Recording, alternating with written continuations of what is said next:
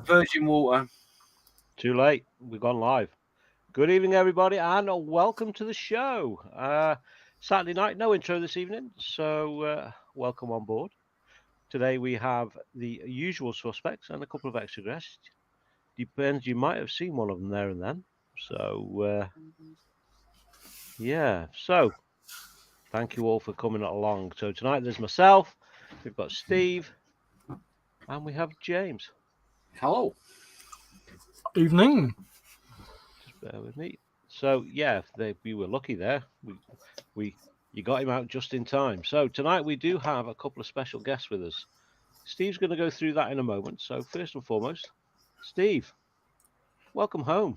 Mm-hmm. Yes. Yeah. It's 7 weeks in. Yeah. Happy to be home. Extremely. Yeah. Yes. Very Happy extremely. to get some decent food, I bet. Yeah, I ended up having practically the same thing for the last 3 weeks. Caesar salad for lunch and jack potato with cheese and beans in the evening because I thought surely they can't mess that up. I'll put my camera on. You know. Yeah, lovely. But and I believe not all fixed yet either. Still some bits and bobs to do. Yeah, still got some bits and bobs. I've got my little friend here, which is attached for 24/7 for 3 weeks. And then in a couple of months' time, I've got to go and have some open heart surgery done. So, because not all done just yet. No, not all done because they're going to do the pace. They've got to reinsert a pacemaker, but it's got to be done differently because normally your pacing leads from your pacemaker go down through your veins into your heart. Mm-hmm. Yeah, but because they seem to keep getting infected from the foreign object, they've got to do it different. So they've got crack a few ribs and what have you to do it differently. So, but anyway, not looking forward to that. But hey. No, I'll bet. And I do believe you are going to give everybody a bit of a live stream Tuesday morning. Give people an update. Tuesday evening. Yeah, Tuesday evening. Yeah, just an update of what I've been doing because while in hospital, I was able to do a bit of glitch with a couple of kits, go through that, and then where I am, and then plans I've got for my channel. Awesome. So we're doing that Tuesday evening. I'm going to do that about 6 o'clock because I know there are a couple of other streams on, so I want to get done before them because I don't want to upset them sort of thing. We're not upset with them, but clash. You want to rock the apple cart? Yeah, I don't want to rock it, but Anyway, so folks, Tuesday night, keep your eyes peeled for that one. Steve's going to give us a full and thorough update of exactly what's going on. Yeah. So, anything planned for tonight? Anything you're going to be doing? Anything special? Anything different? If I do anything, it might be just doing some priming, but other than that, no. Yeah. Because I only got out the other day and my wife still off. Like you've been in prison. Only got out. Oh yeah. It felt like it at times, trust me. So the wife's still off, so I'm spending some time with her, obviously, because been away from her as well. So and then she returns to work next Tuesday. So from next Tuesday is when I'll be free, so to speak. Yeah. Cool. Excellent. Well, it's good to have you back. Indeed, thank you. It's good to be back. And we've also got the one, the only, thankfully, James Skiffins. Good evening, James. How are you doing? I'm all right, buddy. Doing well. Good. Busy week. Yes, I see lots of content coming out. Lots of cool new videos. Must have been a fantastic day. It was a very fantastic day, yeah. So what you been up to the last week or so? So editing, and I did squeeze in a bit more editing. So there's a lot of content coming out on the channel over the next few days and weeks, and a shed load more to do. So it's going to be quite a busy month for me, which is nice. And then just obviously trying to make my dearly beloved happy by chasing frogs. Yes. Keeping them away from her. Yeah. But don't go kissing too many though, you. Well, I might find a rich one with a dodgy heart. You never know. Indeed. Right. So I'm not rich, James. You got 50. You're 50% of the way there. I've got dodgy art, but you know, Got the dodgy I'm not art, rich. Yeah. So, I'm going to leave it. Yeah. So as the title says, we do have some guests tonight. So I'm going to hand you over to Steve, who's going to give you some cryptic clues first. Okay. And see if anyone in chat can guess who we've got in. I've had a look at these cryptic clues, and I don't think I'd have any clue, to be honest. But you never know. You people out there in internet land are usually quite clever for the most part. So, Steve, over to yourself, fella.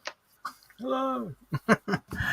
Right. So yes, as Karl just said, we do have 2 guests tonight. They're very much known within the community, and so cryptic clue. I'll give one for each of them for now, and see where you can go from there. Some of you eagle-eyed folk might have just seen one, but we're seeing. No, we missed him at the start.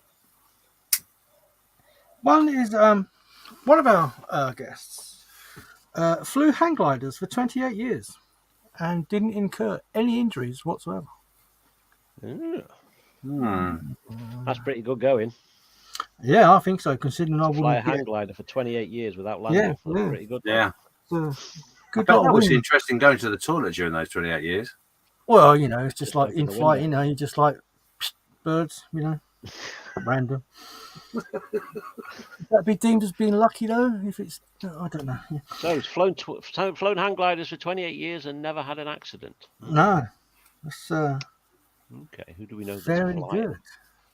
And then another one is the other one of our guests as well says, as a child,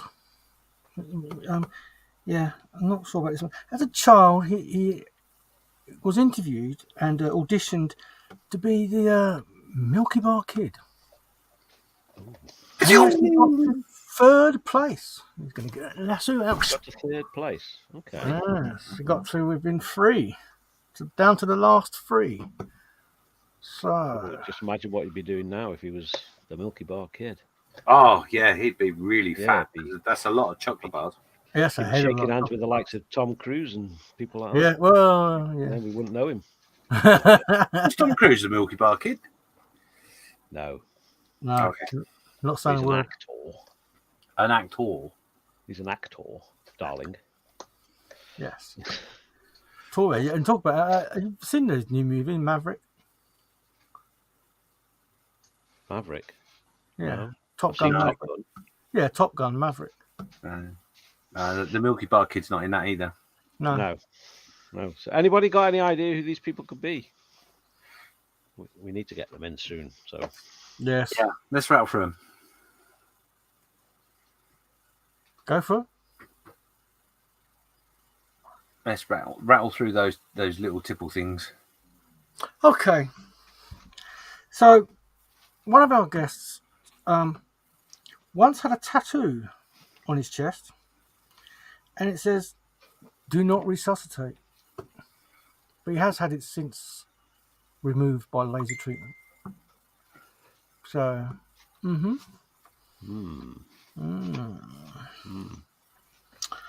Tell me more. Well, I think you might have to ask him when he comes on. Another guest, he was, when he was a child, walked or cycled to school every single day. Yes. Showing some age there, I think, because people don't do that anymore. No. I did that. I had to walk or cycle to school. Mainly walked. I just had to walk across the road to the coach, and it just took me. Oh, my school was about 4 or 5 miles away. Oh, the school was far enough away, but like we used to take just cross the road, because I lived in the village, and it was cross the road, get the bus from there, or the provided coach, just drop the right outside. Okay, another one is he spent 3 months as one of 3 personal bodyguards to Lord Paddy Asdown. Oh, okay. So I'm guessing one of the guests might have a military connection here. Yes, possibly. Yes, and the other one's an aviator or some sort, I think. Oh no! Our other guest was learned to swim the hard way because his dad just chucked him in the pool. There you go. Get on with it. And I think that's a very good thing. This, you know. How long's he been on the bottom? Half an hour. It'd be all right. It'd be all right. He'll float eventually. Right. So hang on. Let me just do a really quick recap. So we've got two guests. It's sounding to me like both are military. Yeah. I'm guessing that one of them is a submariner. A submariner. Submariner. Yeah. Well, yeah, that too. And the other one is a different service. Yes. But I'm not quite sure how a submariner. I can't say that word. If he was bodyguard, you would think, possibly, especially a political figure, army. There's a red herring in amongst this somewhere. Go on. Is there any more, Steve? I'll throw you. We must get in before tomorrow. 2 more clues. Yeah. These might actually give you a bit more of a thing. On September the 19th in 2008, one of our guests fell off his push bike and broke his neck. Oh. That's pretty wow. Yeah, that's to be dedication. Still around after that is and our other guests can spell 3 different languages, 2 of which are Urdu and Arabic. And I'll let you try and guess which one is the third. English. It's a bit too quick there, Carl. So I wonder, okay, we're going to give you, because obviously we've taken a long time with the introduction, just going to give you a very quick couple of seconds for the 17 people who are watching.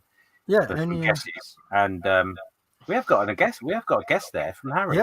Yeah. Oh, so Harry's going with an Al McNeish. Yeah, Harry's going with Al McNeish there. Yeah. Okay. Anybody else think? Anybody else? Well, as we have had one correct guess. Oh, have we? Let's bring in Al. Good evening, Al. How are you? Good evening. How are you? Al? Yeah, the other guest's not allowed in until someone guesses his name.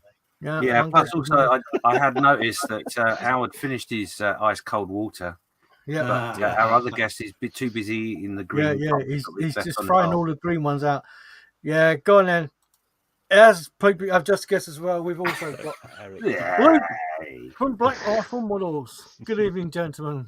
Glad to have you on our stream, and thank you very much for joining us tonight. Welcome, gents. How are you both? Luke, you're muted. I'm not used to it. No one noticed. Good evening. Good evening. Yeah, it's probably best that we keep him muted, to be honest. Yeah, probably. He'll only cause trouble. So, I'm going to just take over, Steve, for a second, if you don't mind. Sorry. I'm going to ask Al. Al, come on, fessed up. Were you the Milky Bar kid? I can just see Al as the Milky Bar kid. I can too. Well, let me put it this way. When I was younger, my hair was blonde. Oh. He's not giving it away, is he? No, he's not. Okay, come on. That's not a denial nor admittance, is it? Really? No. Okay, so the Milky Bar kid, please step forward.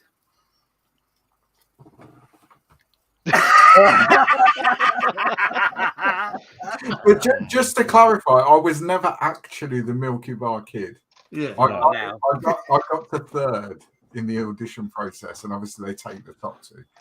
Yeah, you certainly are now, because I'll be honest with you, I've got it all queued up to do the Milky Bar theme tune, but we've decided not to purely because we don't want to get a strike. But, it's not quite worked. The 50p. The video was all prepped and ready, but excellent. Probably best not. Yeah. Well, welcome, gents.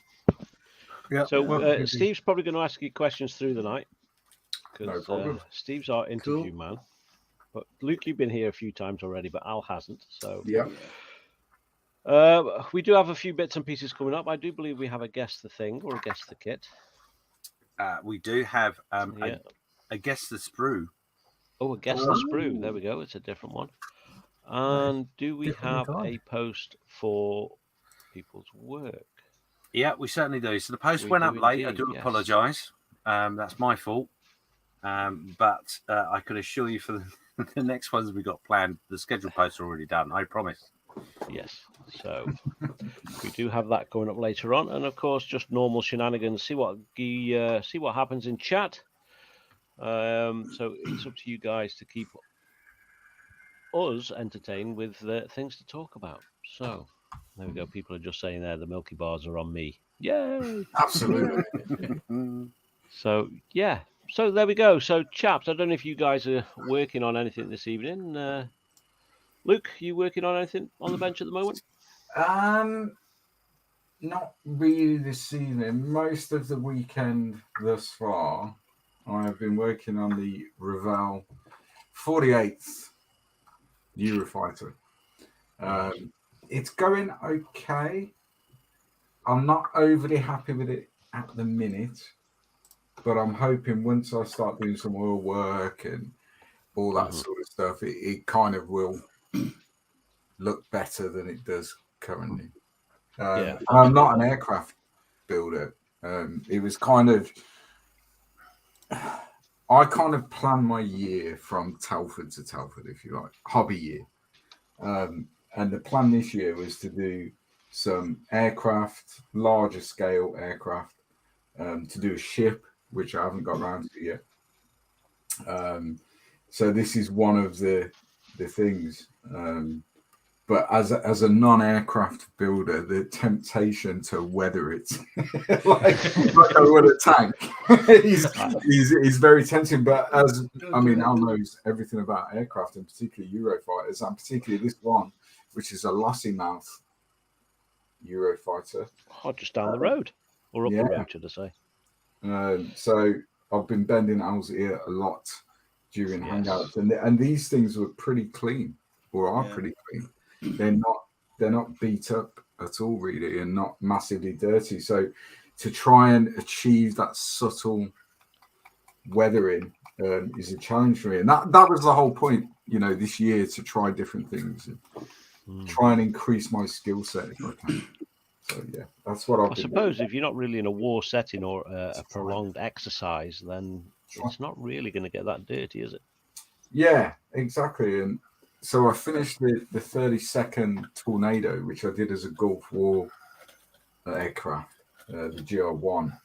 And when you look at reference pictures of those, like, they are beat up to death. The paint's all flaking off, and because the tempo of operations, I guess, that they were conducting and the environment they were operating in. So for me, that was, although it's a terrible kit,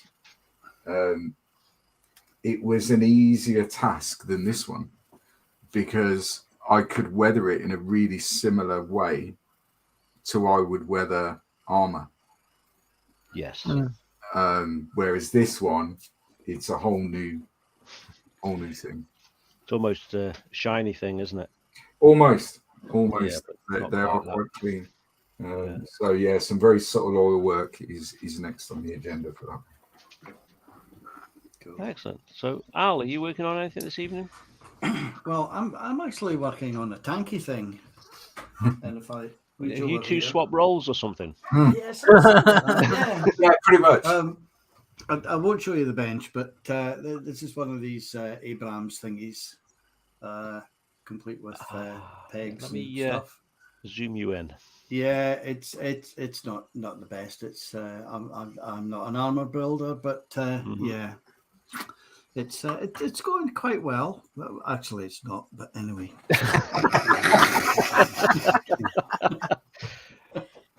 I'll have to ask you, how are the tracks? The tracks are fine. Both sides are different in several ways. Not built as per the plans, and part of one of the tracks are, but no, I am dyslexic. I mean, I am going to jump to your defense here, Al. So Al isn't an armor builder. You built one armor kit in the past, is that right? I built a Chieftain. I had a good go at I think it was a T-55. He decided he wanted to build some armor. So in Al's wisdom and foresight, he decided to pick the Ryefield models Abrams Tusk, which is probably one of the most complex armor builds you can do. I would be definitely taking my time on. Yeah, all or nothing. And you're doing a good job, Al. You're doing a good job. Yeah, straight in a deep end. Go for it. We're getting there. We've got the wheels primed, so and they went together quite well because even I couldn't muck them up, so to speak. Just think that once you're back in your comfort zone, it'll feel so much better. Yeah, Monday my comfort zone arrives. But anyway, it's going to be very, very difficult not to or to continue with the Abrams there. So anyway, we'll keep pushing you, Al. We'll keep egging you on to complete. Oh yeah. I'll get it finished. It's just when, as is my usual MO. Plastic has no use by date, mate. You're okay. Yeah, well, yes. Yeah. Yes. My shelves are full. I don't think James showed us what he was working on either. No. Sort of jumped over it. I did, yes. Tonight I'm going to these people. I'm going to be playing with my belts for my Helldiver. So right, okay. I'm just applying or trying to apply thin washes, but the thin washes are a little bit thick at the moment. So it's a really good time to come to me. Thanks. That's right. That's why I waited. Well, that's how it goes, Yeah. And myself, I'm going to be doing some more of the greebly bits for the Revel links. So how are you finding that kit, Karl? I think if you sat down and you concentrated on just this, it'd be fine. Because I keep coming back to it after a little break of doing something else like the Matilda or the Cobble Street and things like that, then it's hard to pick up and remember where you are. Yeah. So you spend 5 minutes looking through the instructions going, yeah, I've done that. Have I done that? And you check them on. No, I've not done that. Okay, I can do that bit. So yeah. But as fit-wise and everything, yeah, it's fine. Not too bad. Not too bad at all. It could be better, but then again, it could be a lot worse as well. Yeah. Yeah. Because actually, it's quite for a 30-second helicopter. It's quite a reasonable price, isn't it? Yes, I think I paid. I think it was on special. It was half price. I paid £22 for it. Wow! Oh wow, that's very good. That is good. Yeah. That and the Buford fighter plane as well, the Revel one. Mm-hmm. The big one. It's about this big. Yeah. Wow. I built They were both half price at Christmas. I built both of the Airfix 48 links. So I built the AH7, which is the Army Air Corps version, which has the two-tone grey and green camo. Yeah. That's what I'm thinking of doing with this. Yeah, their other boxing, which they've just re-released because it was out of production for a while, is the Navy version. Yeah. But I built it as the German Navy on anti-piracy UN livery. Yeah. And they're actually, apart from the intakes on top, just before the rotor, they're really good kits. But I fancy doing a big one and do a Royal Navy one. So the interior was lovely. Mm-hmm. Actual interior of the kit, which is obviously all hidden away, but yeah, the interior was absolutely quite lovely to build and put together. Yeah, the dials and all the rest of it all maybe worth purchasing one. Maybe. Yeah, it does have fit issues. Yeah, of course. But nothing dramatic. Mm-hmm. It looks very nice. Yeah, you can this tail you can fold in if you want to. Yeah, can you fold the rotors out of the kit? Unfortunately, not. There's nothing in the kit to make you have the rotors foldable. So. Sure. But I believe there are people that have done it, and there are stuff on. Yeah, show you how to do it. Oh, what's the name of the company? Small scale ships or something like that. They do a lot of aftermarket resin for folding rotors on kits that don't give you that. I've got a Bullfrog, US Marine Corps Bullfrog, And on that, because of it, it's basically like a baby Chinook. So it's quite big, and the rotor footprint is huge. For putting it in your case or on your shelf or whatever. But they do a lot of aftermarket stuff. So maybe they do one for the Lynx, maybe. Yeah, there is some aftermarket out there for it. Because I remember when you got that kit. After I got over the jealousy of it, I tried to find the most complicated thing for you to do. So yeah, it is out there. Yeah. So obviously this one is a build for me, so nothing's been recorded or videoed or anything like that.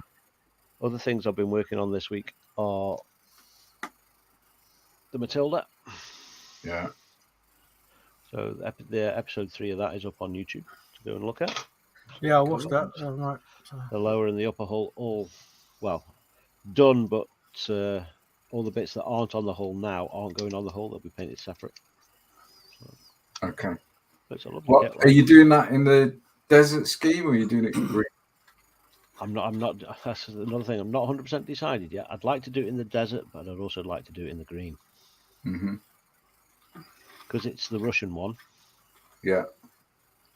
I'm tempted to do it in the green and go for the similar effect that Mark's just done on his Sherman. So you know it's green, but it's with almost white in places. Yeah, a nice bit of snow on the diorama base would look lovely. Yeah, so I've got a snow diorama already built, so I might drop it on that. Yeah, you got another thing I've been working on, which is a video that I'm trying to render at the moment, but it keeps failing. Sorry, it's a Cobble Street. That's very cool. I love that. Yeah, we are. I saw the pictures. Trying to render the video for that now, but it keeps crashing my computer. So yeah, but I saw the pictures you put up. That is incredible. That is made from all individual cobbles. So yeah, and I bet that was extremely time consuming. Well, I put all the footage into the software. It was an hour and 14 minutes, but I didn't record everything. We were in a Hangout while I was doing this, so oh wow. Most of it's silent because we were chatting away, and it's all time lapse. And I got it down to 19 minutes. I multiplied the speed by something like 650. So the video's coming. It'll be there soon. Time lapse of how we put that together. So watch out for that. Yeah, very excellent. Cool. Yeah, so that's me. Excellent. Right, I am going to quickly go through chat, see who's here. Can we get to the top? Okay, so first in. Getting quite regular. It's been first in now, Mark, saying evening, James and chat. So evening, Mark. Evening, Mark. Evening, Mark. That's James saying hi to Mark. Mark's asking, are there any pink tanks featured later? I don't know. To watch Guess the Sprue. You never know. You never know. You never know. So, interesting. And we've got Lisa from the craft station saying buenas noches. Evening, Lisa. Evening, Lisa. Good evening. Good dog. Saying hi to Lisa. Lisa saying hi back to Mark. Myself saying good evening all. Evening, myself. Mark saying hi to Steve and myself. Lisa saying welcome home, Steve. Thanking you. Mark saying it's good to see you, Steve. Tar. And then we've got the main troublemaker himself, Twisted Rail Hobbies. Evening, Eric, saying good evening to everyone. And the man, the legend, Mr. Ian Douthwaite, Chuck Builder, ice cream extraordinaire, ice cream guru, saying evening, everyone from sunny Cornwall. Pasties this week, then. Yeah. The pasty master. Oh. Ian. Eric saying, what? Ian, if you love me, I'll send you my address. Send me some pasties. But only if you love him. So that's you getting nothing. If you don't love me, send me the crusts. Yeah. Covered in tin powder. Yeah. Eric saying, welcome home, Steve. Glad to see you're on the mend. Thanking you. Yeah. And we've got Plastic Monkey. Paul saying, hi, guys. It's a lovely day. Hello, Paul. Hi, Paul. It's supposed to be a day. And Mark Scheller saying hi to Ian, Eric, and Paul. Lisa saying hi to Eric, Ian, and Paul. Everybody saying hello to each other here. And Chance has joined us as well, saying good evening, all evening, Chance there. Hello, mate. Evening, Chancellor. You all right, mate? Yeah. Again, everybody saying hi to each other and evening and hellos. And how's everyone doing? And we've got Harry Marwick saying Al McNeish. That was the first guess. So Harry Yeah, got well it done, Harry. straight away there. It was a bit of a giveaway, that one. And Eric guessed Luke from Black Rifle. Well, actually it says Riftley. Roughly. Close enough. But I have to pay Eric back as and when I can because he's always getting me. So. And Harry saying howdy to Al. And saying butchered your name. Sorry, Al. Don't worry about it. Everybody does.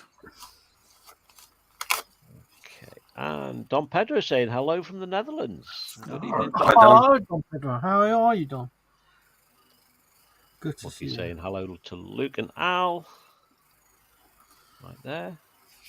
And Harry is saying hi to Luke as well. Good evening. Mark saying hi to Al and Black Rifle Model Works. And there's Mark saying the Milky Bars are on me. And we've got the Edinburgh model making guru himself, Mark from Edinburgh Modelling Man Cave, saying evening all and special guests. Hello, Mark. Hello, Mark. And Lisa saying hi to Mark. Mark saying hi back. Do I read this out? Okay. Eric saying not much at the bench. Not much at the bench time this week due to new family members this week. Wow. In the form of a new kitten we've adopted. Nice. Oh, lovely. Kitten's name?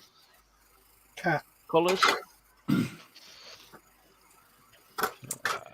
Mark saying at the craft station, how's things with you?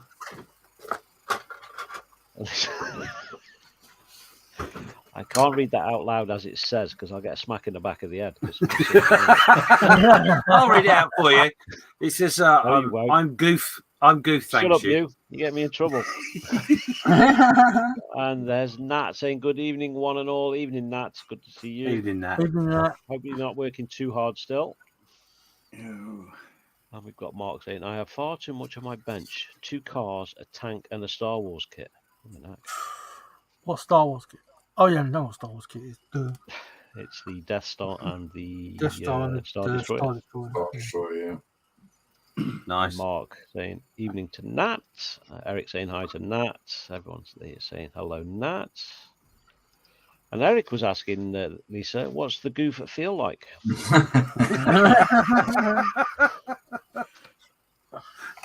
Slap. I'm just waiting for it. Stuart Bremner saying good evening. Evening, Stuart. Welcome on board. Hello, mate. Hi, Stuart. And here's Dominic as well saying good evening, everyone. Good evening, Dominic. Good to see you. Good to see you doing those lives as well, Dominic. Unfortunately, I can't catch them all. A few I have caught up on catch up. I am trying my best as and when I can. Doing well. Doing really well, Dominic. Yes. Yeah. I've tried to tune in on a couple, but yeah. When you're stuck doing some really good work, Dominic. Really good work. Yeah, absolutely. And there's Eric Karl. That's why you do a second one, so you can do both. Yeah. Links, that is. I'm lost. I think he might be trying to set you up. Ah, right. Probably. Oh, that's Stuart. Evening, Stuart. Stuart Scale Models. Evening, all Karl and gents. Yeah, Stuart. We'll see you back at the bench at some point soon as well. Yeah, fingers crossed. Yeah. And Dexter's Crafter, definitely a lovely treat to see you back at the bench, Steve. Thank you. Yes. It is good to be back. It really is. While you're on Nat, not that it's linked to Steve, but I just want to clarify with Nat as she's in the chat and Luke is here. Am I right in thinking the challenge for the birthday bash has been increased, Nat? I don't think it was, Ben. I've got to be honest. Just clarify that for me, Nat, in the chat, and we can ask the man himself. He's here. That's what he's here for. Yeah. No, I don't think you're trouble, right. you know that. No one wants to see that. Stuart is just saying a lovely build on the T33 out. Yeah, that was nice. And Plastic Alchemist has arrived, saying good evening, everyone. Good evening, Plastic Alchemist. Good evening. Hope you're well, mate. Nice to see you joining us. Thank you. Indeed. And Stuart saying beautiful work on the Challenger, Luke. Thank you. I mean, to be fair, that kit builds itself. It's, yeah. I mean, Tamir is synonymous with quality anyway. But that kit is just, and Steve's in the process of building one currently, and yeah, I believe he is. Just yes, phenomenal. The engineering on that kit is just. It's one of those kit where you literally more or less can just chuck it in the box, give it a rattle. Absolutely, it goes together so well. Yeah, fantastic. Yeah, really good. Yeah. So, the craft station saying, I'm not saying anything, but somebody swapped the D and the F on my keyboard.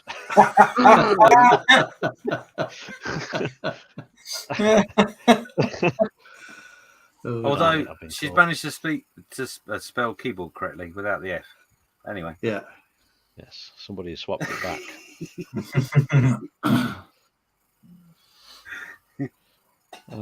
Dominic is saying thank you. Oh, definitely, Dominic. Don't need any thanks. No thanks. No. On a job well done. Yeah, indeed. Note saying, whoa, then you might not want to type duck.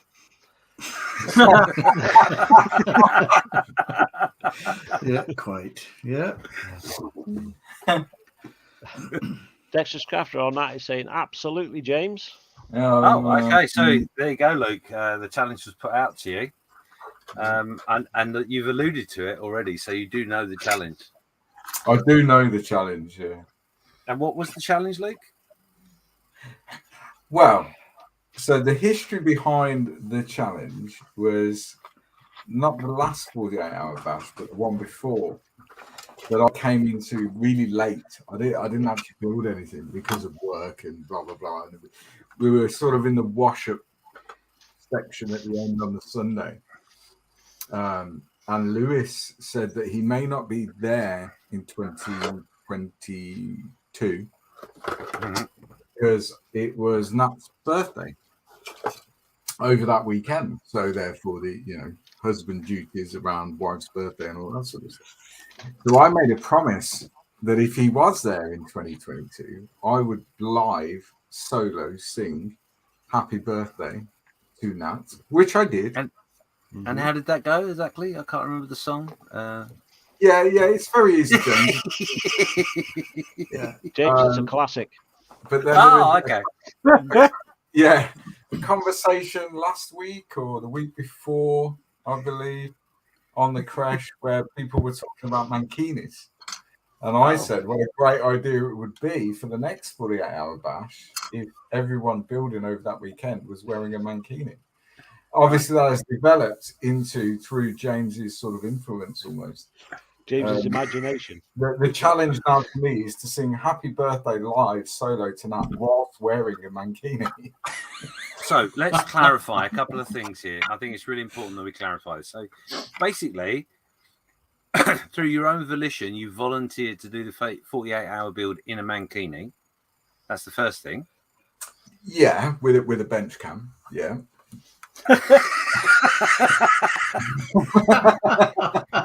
And obviously we have a tradition in the 48-hour build to become bigger and bolder. So now whoa, I see where you guys are going. When I said bigger and bolder, that wasn't a challenge, Luke, at all. No, don't need that. That's another channel. So when you sing Happy Birthday, you will be in your mankini anyway, because you've already promised to be in a mankini for the build. Promise is a very strong word, James. There's been a leap of faith here, I think. A leap. I'm going to say yes. Well, running jump. Time will tell, but maybe. Oh, okay. Well, I'm glad we've cleared that mud up. Yeah. But there is a caveat to that. If I do decide that I will sing a happy birthday whilst wearing a mankini, then I won't be wearing a mankini for the entire weekend. There will be sort of a wardrobe change after that. Okay, so basically, let me get this right. You're agreeing to sing happy birthday in a mankini to Nat on the 48-hour build. And as long as you can have a wardrobe change, is that correct? We'll talk about the small print. I don't need to know what you put in the mankini. Mankinis come in different colours, don't they? Okay, so I'll accept that. That's fine. And I'll be honest, under health and safety grounds, I think you being in a mankini for the whole 48 hours would be a health and safety risk. So, yeah. I'm happy for the wardrobe change. So there you go, Nat. Your birthday's looking like it's going to be a blinder. For all of us. So nice, anyway. And then the following year, he can do a mankini with some nipple tinsels or something. I don't know. He'll work it out. I think next year will be the time to hand the torch over to yourself, James. Yeah, I think as the host of that entire week. And then year after, I'll be ill. I think a little bit like the Commonwealth Games torch, that should be passed around every single event. Do you know what? As long as there's no running involved, because running in mankinis is just not a pleasant sight. Anyway, let's move on. Swiftly. Okay, so Lisa's laughing at Eric for his comment about don't type duck. John Alex Scale Modelling. Sorry, I'm late. All hope you are all well. We are indeed. Hi, John. Thank you for coming along, John. Hi, John, mate. Plastic Alchemist. Doing well, thank you. Hope you are all good. Yeah, we're doing all right. Yeah, we're doing okay. all right. We're doing all right stitching Luke up. Yeah. So far. You're thrown under a bus at the moment. That's Plastic Alchemist saying hi to John. John saying hi back. And we've got Scotty from the Junkworks saying a good evening all. Evening, Scott. Welcome on board, fella. Good to see you. Hi, Scott. Hope things are up there in the sunny Orkneys. It's not raining too hard. And Harry is saying evening to John, Alec and Scott. John saying hi back. Plastic Monkey saying hi to John. Everybody saying hi to each other again. People still saying hi to each other. And Larry Russo saying, yeah, way too much information on that last little bit there. So you're thankful it's only verbal and not a visual demonstration. Oh God, yeah. Harry saying, hey, your budgie smuggler Mankini will be pinching. Unlikely, honestly, tiny. No, I'm joking. Anyway, Nat is just saying it's Lewis's birthday on Wednesday, so if you want to practice, you can practice your wonderful singing right then. Oh, that's a shame. I'm working. It's terrible, that, isn't it? You hate that when that happens. Eric saying, I don't think anyone wants to see Luke leaping in a mankini. There will be no leaping. I can guarantee that. And Scott is saying, you know that time when you walk into a conversation, it's just at that wrong time. Yes. Yeah. Yes. Sorry, James, you were going to say something there? Oh yeah, no. Just in relation to the leaping, the insurance on the event it wouldn't cover that. So health and safety wouldn't allow them to do that, I'm afraid. Yes. And Larry Russo saying, Luke, how do you get into these situations? Just good fortune. just by turning up. Yeah. He was there. Yeah. And that is saying only 33 weeks to go, not that she's counting. No. Not at all. What, Christmas? No, Christmas is not that long away, surely. Yeah, it's about that. Is it really? No, it can't be that far. No. Oh, Christmas is close, isn't it? Christmas is 143 days' time. Yeah, it's not far away at all. Wow. Oh, there we go. Asking to Christmas. Mark is asking that.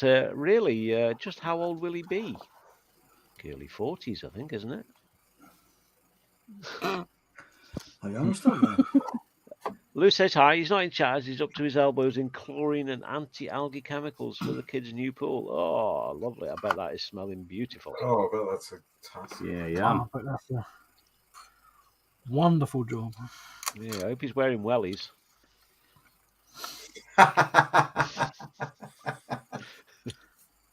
That'll bring out the wrinkles. Yeah. God.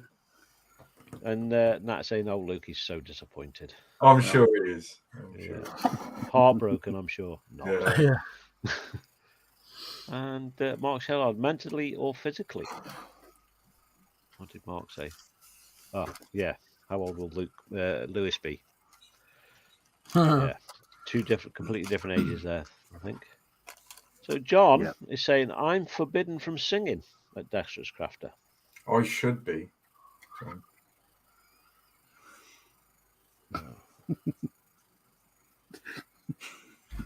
Dexterous Crafter is saying to Mark Shellard, "Lewis will be ripe old age of 38.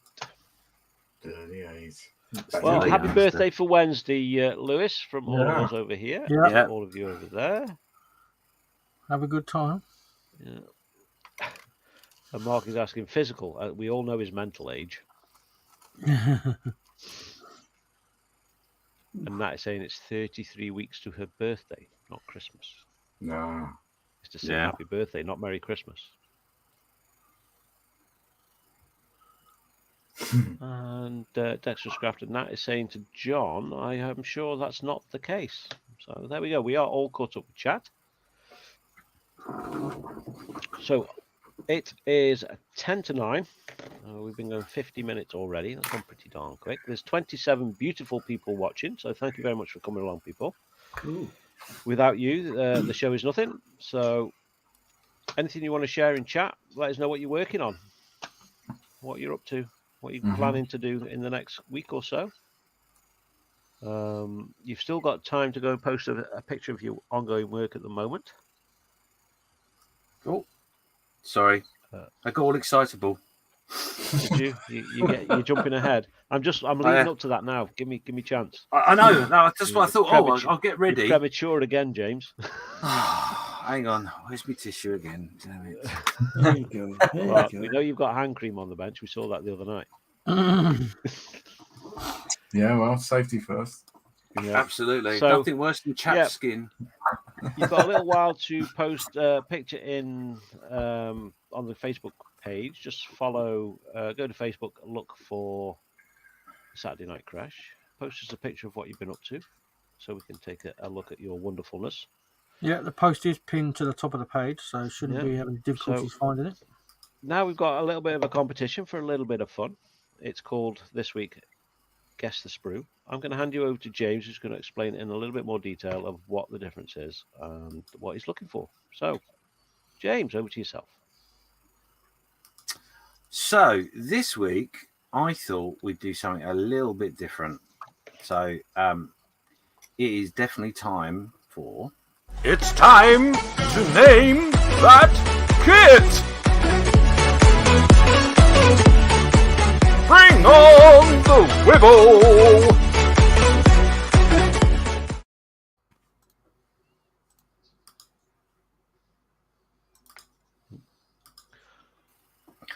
Or it could be.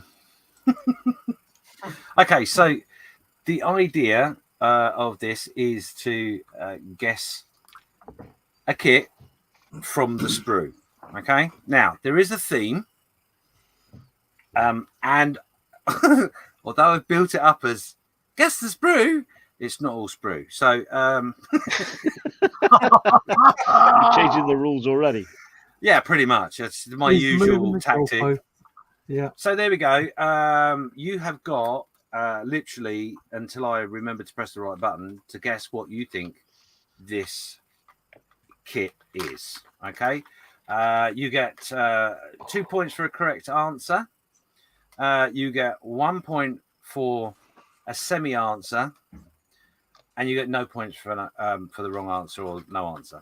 And there is a prize this week, a super prize. It's an all expenses by yourself trip to anywhere you want to go tomorrow. There we go. So, you know, there's no postage and packaging in that, obviously, because you're paying for the trip and you're deciding where you're going. So there you go. Good luck, everyone. While the guesses are thundering in, we're just I love building this up so much. I just like the sheer disappointment in people's faces. I'm going to go around the studio and ask, do you have a clue? Not what it is. Do you have a clue of what this is? And we'll start with Al because he looks completely dazed. It's a buccaneer. Hang on. And where is it, Al? Well, it used to be at the petrol station in Elgin, but now it's gone. I thought it was on your Buccaneers. But there you go. It's now down at the Scottish Deer Centre. There you go. Yeah, it looks Land It's Rover. just you've got an idea. Yeah. The rules are simple. Just have you got an idea? Yes or no? Yes. Oh yes, or no? yes. Right. Okay. Luke, do you have an idea? Yes or no? Yes. Okay. Steve, do you have an idea? Yes or no? Yes. Karl. Yeah. Do you have an idea? Yes or no? What do you mean? Because I'm confused. So, an idea of what the kit is or what it's representing. Do you have any idea whatsoever as to where you might go when you win the amazing prize that's on offer this evening?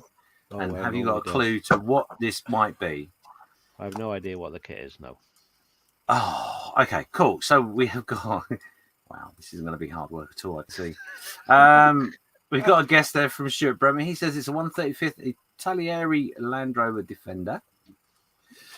Nice guess. John has no idea. So 0 points for John for his honesty, but I like the fact you're honesty. Eric is saying, Karl, I thought you're normally confused. Yeah, he is normally most of the time. Yeah. Okay, so I'm not going to put a counter on the screen, but you've got 30 seconds, 30 people watching.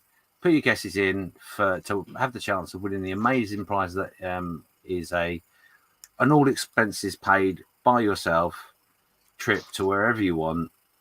And we won't post anything out to you because obviously we don't need to because you're paying for it. There you go. Can I take anyone with me? You can, if you get all of them right, yes. Right, who's paying for that? Oh, well, you'll have to ask the person that's going with you. Okay. Yeah, the winner should incur any additional charges. Okay, well, yeah, that's not my rule, but Steve's thrown it in there, so it's a rule now. So, yeah, any additional costs will be met by the overall winner. Dexter Straffer says a troop carrier, and Eric is saying it's a Revell Land Rover. And Sarah Jane is saying hi, Lisa. Hi, Sarah Jane. Hi, Sarah Jane. Hi, Sarah Jane. She does also say I missed it. Sorry, Sarah Jane. She says popped in to give you a thumbs up and say hi.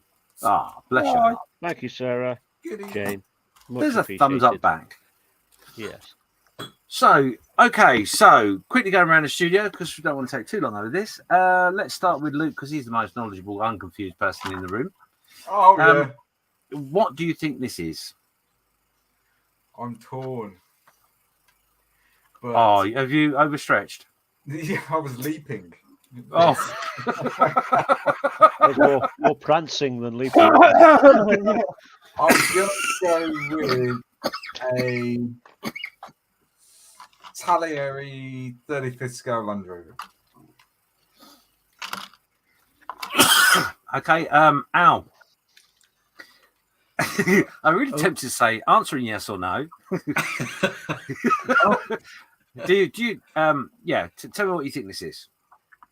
Well, I do think it's a Land Rover. I have no idea of the scale, the make, but I would suggest it may be long wheelbase. So okay.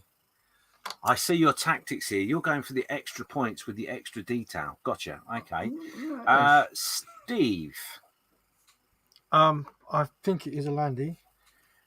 I don't think it's the Italieri one, because I think the Italieri one doesn't have a soft top. I think it has the windows. I could be wrong.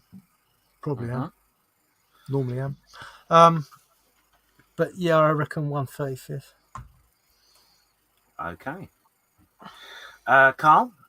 Yeah. What do you think this is? I'm going with Airfix 172nd. That was my other. That's what I was told. Ooh, okay. Yeah, that could be. I see where you're going. I do see where you're going. Skullfish is in saying hi. Hi, Skullfish. Hi, Skullfish. Hi, Skullfish. Mark Shellard is saying, glad you got the toilet tent up now. I'm not sure what that's about. Right, so, okay, so let's have a look, shall we? Toilet tent, just to clarify, James, is in the military with a soft top Land Rover. Gotcha. You need to see where I'm going. Yeah? Yes, I can see where you're going. Yes. Roger. Yeah. So basically, don't ever dive in the back of a soft top Land Rover in the military. No. Okay. No.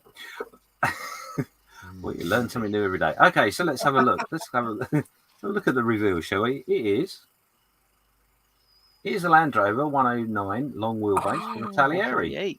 148 scale. The wrong scale. Okay. Oh, sorry. Deducted 3 points. So the closest person there was Stuart, with the fact that he got the make right and what it was, but not the scale. So half a point to him. Close. Yeah, very close. Okay, so let's have a look at the next one. Which could be sprue or not, I'm not sure. Let's see. Oh, there we go. Yes. So this is double click to edit because I forgot to take that bit off.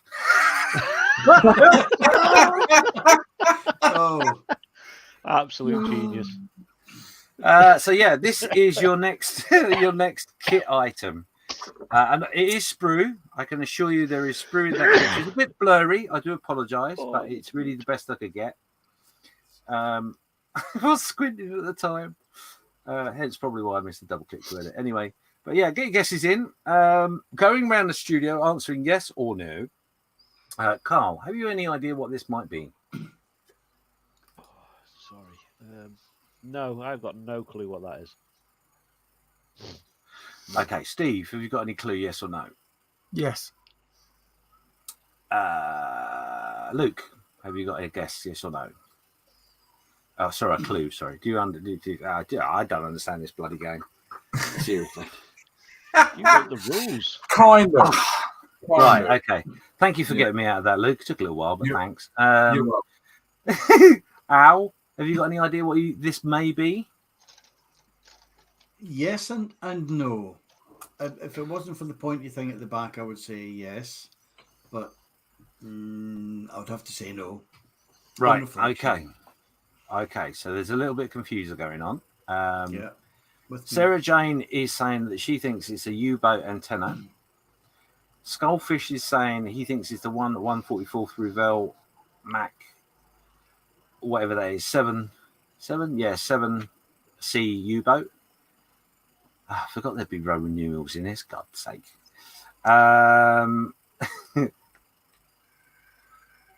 Twisted Rail Hobbies is saying this is definitely a professional setup. Yes, it is. You're right.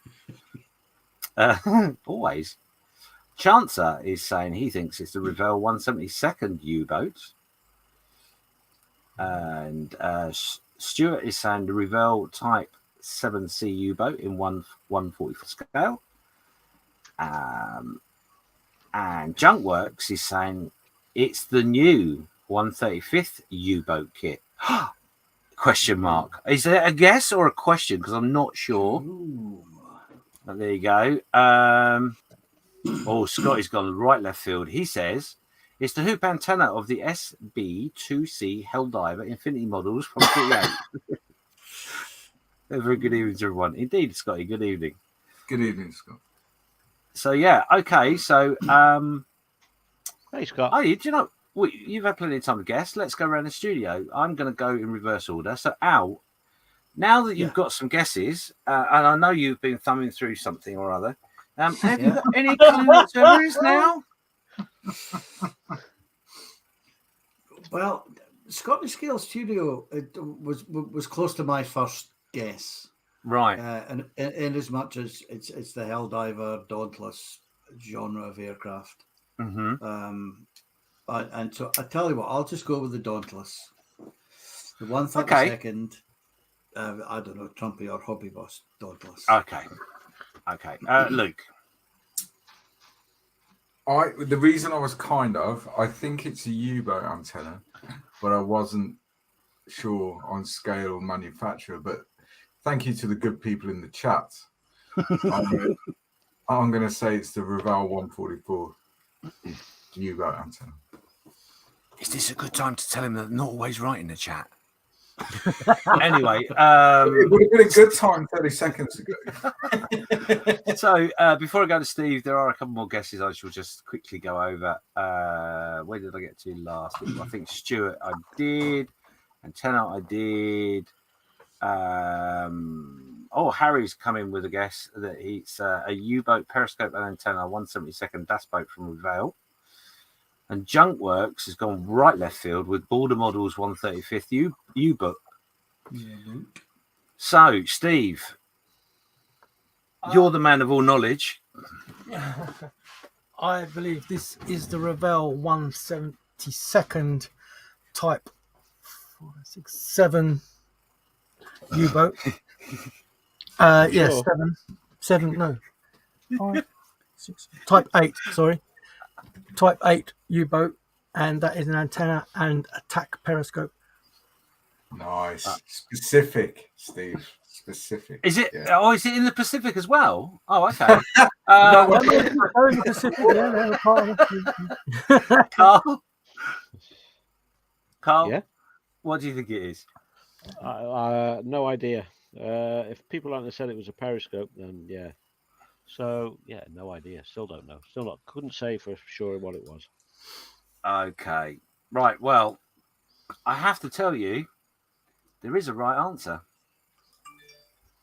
Someone has got the right answer in that chat. You lot have let me all down, of course, but in the chat, of course, there is somebody. So let's have a quick look, see what it is.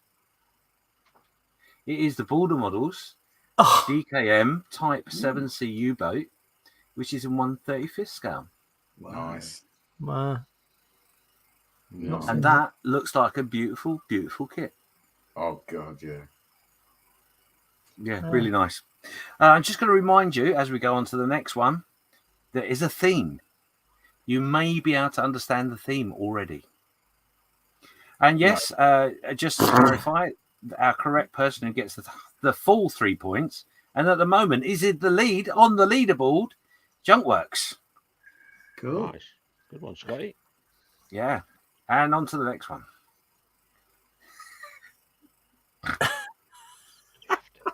I think it's a stern anchor. Yeah. A standalone piece.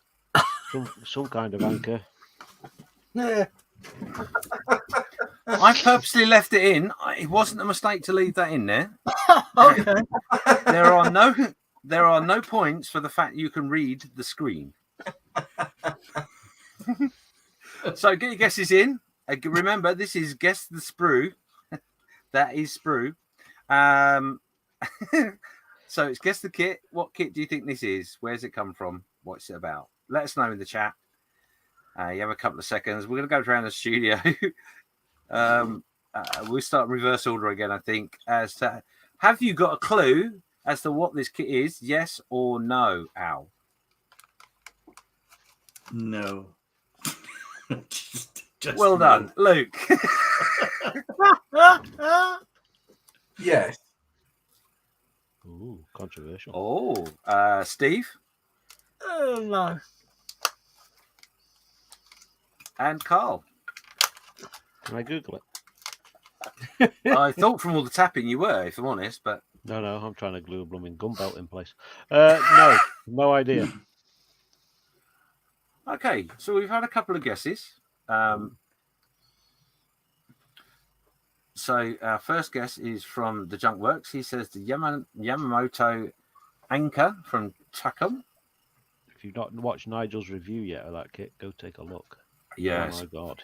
Oh yeah. I don't want to spend that money ever on a kit, but oh my god, he nearly persuaded me to. Yeah, Chance has gone with the 148 Yamamoto Anchor from Tacom. And yes, I can muller it even more if I try. And Stuart is gone with a stern anchor for the Trumpeter 1350th HMS Hood.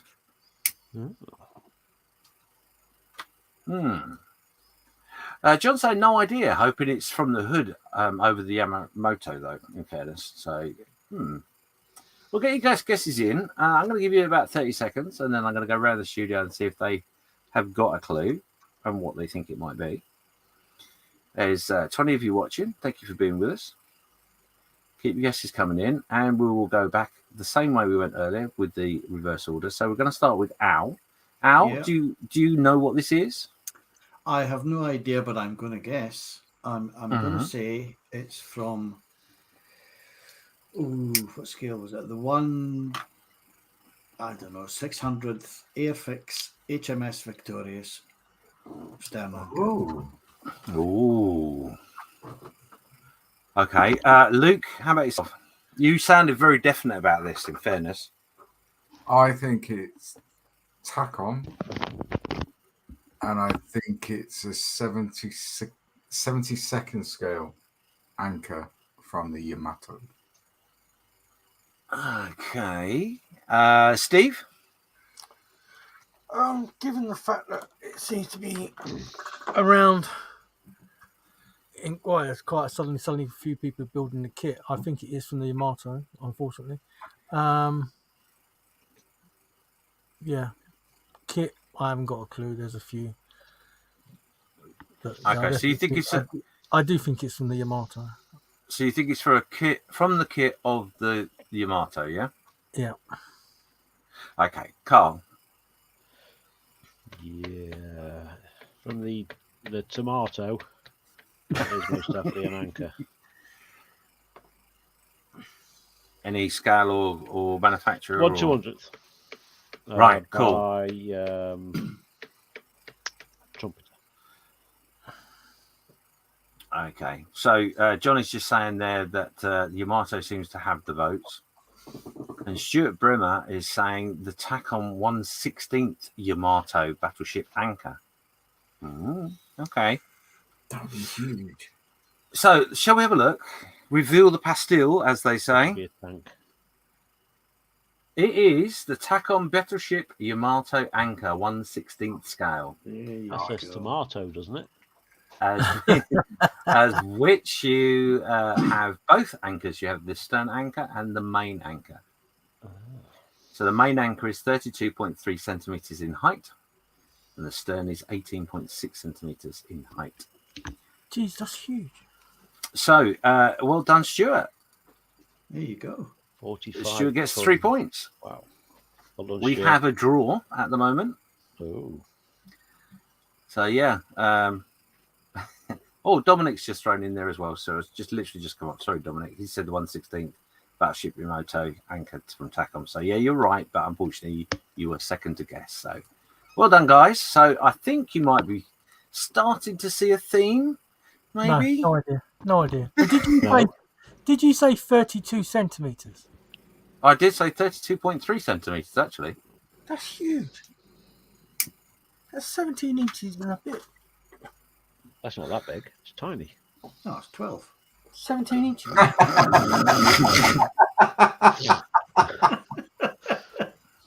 don't know. I've got a wife that probably would be grateful. But anyway, let's move on. Oh, dear. 17 inches. Yeah. If only you knew somebody. Anyway, so like 17 feet. The next one's up, guys. So in the chat, put your guesses in. There is still 21 of you watching for some strange reason. This one, as you possibly can see from the pastille, is not sprue. However, the same theory applies. Can you guess what kit this is, manufacturer, scale, and all that jazz? Because we have got two people in the lead right now, drawing on 3 points, which is Stuart and the Junkworks. So there we go. Going around the studio, let's go the other way around. Karl, do you have any foggy clue of what this may be? Stop coming to me first. No idea. Steve? Oh. I ain't got a foggiest what that is. I want to say something, but it's to go in with what you've been showing. No idea. There is a theme. I'm not saying it's a very strict theme. It could be loose, but there is a theme. Luke, yes or no? Do you got a clue? Yes. 2 slips, 6 ships. Oh, another confident response. Al, No, I'm not putting you under any pressure or anything, but as there are 2 guests, just to let you know that Luke is being very confident and you don't seem to be. So, up your game. I can't remember what I had for lunch, let alone what that.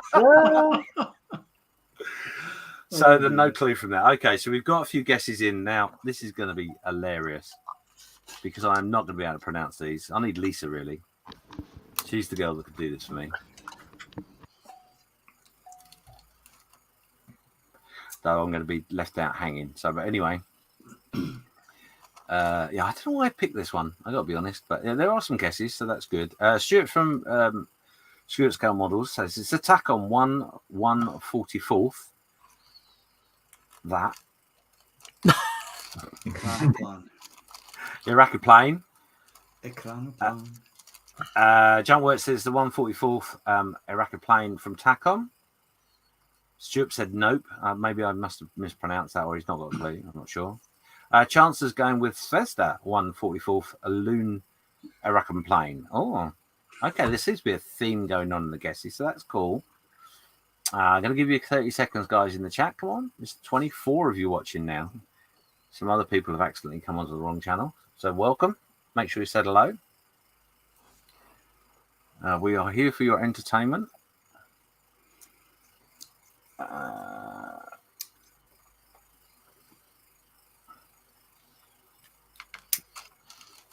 Stunned silence. Love it. I don't know why, but a line from the Gladiator popped into my head when you said that. Yeah, Mark Shellard, moving on. Mark Shellard says a butt scratcher. Oh dear. Only if the hemorrhoids have come off, though, Mark, I think, by the look of that. So, okay, chat's had enough time to guess. Let's go round the benches, shall we? I am going to come to you, Karl, because that's the order I started in. Scott. You're going to go with Scott. The Crown plane from TACOM. Okay, right, okay. Steve? No idea. No idea whatsoever. I'm not going to ask confident, Luke. I'm going to come to you last. Al? Well, I'll go left field and go the Tupolev Tu-144. I think it's 72nd scale from, is it Trumpeter or Hobby Boss or something like that? Same company. Okay, yeah, no, I can see why you've gone that way. Yeah, that's cool. Okay, confident Luke. Come on in. Tell me what you think it is. I'm going to go with the chat. I think it's the 144 Zvezda Chrono plane. Right. Okay. Now, this will be entertaining because Al may just have got 3 points. You never know.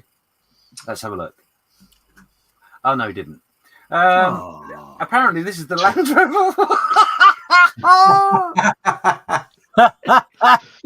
So nobody got any points because sorry, Quizmaster's never wrong.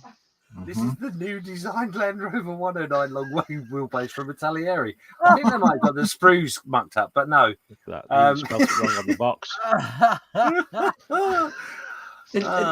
Is this a Mac thing? Because I have the same problem. No, yeah. Do you know the funny part is Steve's asked me to show him how to do this, so I thought I'd do it wrong on purpose to show that's not what you do. But anyway, Stuart is right. It is the TACOM 144th aeroplane, the LUN class. Looks quite funky. I quite like that. A bit small, but the length of this, Steve, I know you're a bit worried on length at the moment. So the length of this in all is 510 millimeters in length, which is still quite a good length. I've got to be honest. What's that in inches? Yeah. I mean, it may be 144th, but it's not a small kit. No, it's not. It's a biggie. So there we go. I'm not confident there's any more mistakes, but we'll find out, I'm sure. Let's go to the next slide. Oh, there we go. Double click to edit. Brilliant. Consistency. I tell you what, you're sacked. You are. I told you to do this. And it ain't that hard. While he's telling the help off, at least he's consistent. So there we go. So this is Sprue. So it's guess the kit. What kit do you think this is? Answers in the chat. Mark Scheller just saying that it wasn't my fault. It is a factory error. Right kit, wrong box. Absolutely. Thank you, Mark. You obviously visited the same websites I do. Yeah, leave it. So get your answers into the chat, please, guys. Come on, there's 23 of you watching me make an arse of myself. That's got to be entertainment on a Saturday night, right? The first guess in his chance, it's 124. Yeah, absolutely. AMT Ford Mustang. Skullfish is going with the Italieri Land Rover. There's a 50-50 chance there. Yeah. I tell you what, in all fairness, I'm going to say this right off the bat because I have not checked these clearly. If Skullfish is right, if he's right and the description says Land Rover, he gets an extra 4 points on top of the 3 for being a smart ass. So there we go. The other day for being a smart ass. No. Yeah, because he's got to pay for the gift himself. So win-win. Mark Shellard has gone with the Batmobile. Oh, see where you've gone with that. Interesting. Answering yes or no. Al, have you got a foggy clue at all? I'll go with a yes. Oh, is that a semi-confident yes? Well, I only got the 2 options. I would have said possibly. Otherwise, okay. But... well, I'm glad you clarified that. Luke, yes or no? Have you got a clue? Yes. Steve, yes or no? Do you think you know what this is? Oh, that's a confident yes I've ever heard. And Karl, no. Oh well, we almost got that out. You say no, but you say in such a confident way that we do believe you. Well, that's true. Yeah, that's a good point. Yeah. Okay, so I'm going to go with a full house of confident guesses. Larry, hello, Larry. You didn't say hello earlier, but great to see you here. He's gone with the cockpit of the Iraq. I can't say it. Whatever that plane was. Stuart is going with the Italieri 148 Land Rover. Stuart Bremer's gone with the Edward 148 BF 108 or a car. Ooh, Yes, let's see what you've done there. Right, okay. 10 seconds for anyone in the chat that wants to guess. You've got a 50-50 chance of getting it right or wrong. So why not just type away a guess? Doesn't have to be anything exciting. Just put a guess in. There we go. So we're going to go back. Oh, no, hang on. One more just stuck in there. We've got Junkworks has gone with the 124th Mini from Fujima. Oh. Hannah. Hannah says hi. Hi, Hannah. Hi, Hannah. Coffee milk with one would be lovely, please. Love you. Yeah. Hi, Louisa. Yeah, and Larry says hi. Sorry, God. No, don't need to apologise. That's fine. Yeah, it's great to see you here. Thanks for joining us. Okay, so let's go around the studio. I think we did it from Al, didn't we? So we'll start with Al. Al, Go on, give me your confident guess. My confident guess is going to be a 124th AMT Ford Capri. Wow. Love it. Go on. Well, you asked for the guess. You can't see the other slide, can you? Luke. I'm going with the Capri. That's brilliant. Okay. Harris jumps in there with the 124th Revell Shelby Mustang GT 350. Steve, you were very confident. You must know what this is. Yeah, I know what this is. Go on, then. What is it? Tell me. It's a car. Thank you. And have you got any better than that? It's a 4-seater car. Okay, thank you very much. Karl, help me out on this, would you? You tell me what you think it is. Capri. Okay, so we're going with the Capri. Lovely. I do hope you can't see my other screen because it's going to be really uninteresting if you keep guessing them. So let's reveal the pastel, as they say. This is the Mini Cooper 1.3. Best looking Capri I've ever seen. In 1997 from Hasegawa in 1/24th scale. It's newly tooled as well. Big hint for the theme, I might add. But yeah, there we go. How cool is that? Gotta love a Mini. Right, you're supposed to blow the bloody doors off. Used to have one. Stop throwing those spears at me. Yeah. Yeah, my mum had one, like the green one. She crashed it. Yeah, I had a green one. Yeah. So the closest person to guess was in fact Junkworks with the 1/24th Mini from Fujima. Yes, unfortunately you didn't get the manufacturer, but the good news is I'm going to give you 2 points because you were on the right track. So well done. That means you are now in the lead. So Stuart is now strolling behind, left for dust, wondering what happened. And you're quite right. You were so damn close. You were indeed. So have I got any points yet? No, I think you're pointless, if I'm honest. No, I didn't. Not like that. In general or in the competition? Well, really how you like. I don't care. Okay, so this may or may not be the last one. Well, let's have a look. So this is the next one, and it's double click to edit as usual.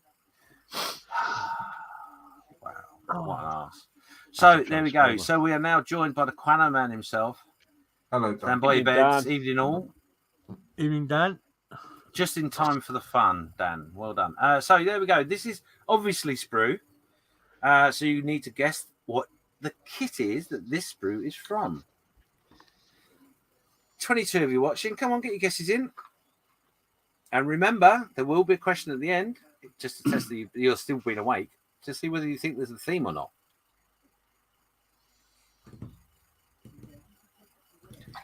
So going around the studio, Karl, do you have a clue? Yes or no? No. Okay. Another confident no. He is so unconfident today, honestly. It's blowing me away. Steve. Yes. Oh, that's a confident, different answer. Fair enough. Okay. Luke. Yes.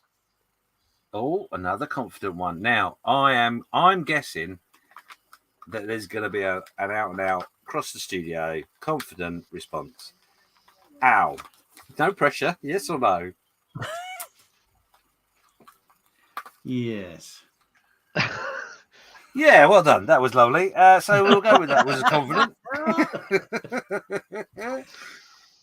Oh dear, I do think this is the last one. So yeah, you can puff up your cushions because you could be waking up soon for the next. Click on let's see. Oh, that's a good idea. So get your answers in the chat. What do you think this kit is? This sprue is from a kit. Tell me what you think it is. Quano has caused a bit of a stir in the room because everyone's saying hello to him, but we do have some guesses. So Chancer is in there first with Italieri 148 F23. Junkworks is going with the F35 on 138 for Italieri. Mark Shellard is wondering where the clown is. How many clowns can you get in a Mini? I'm sure there's going to be an answer somewhere along the line.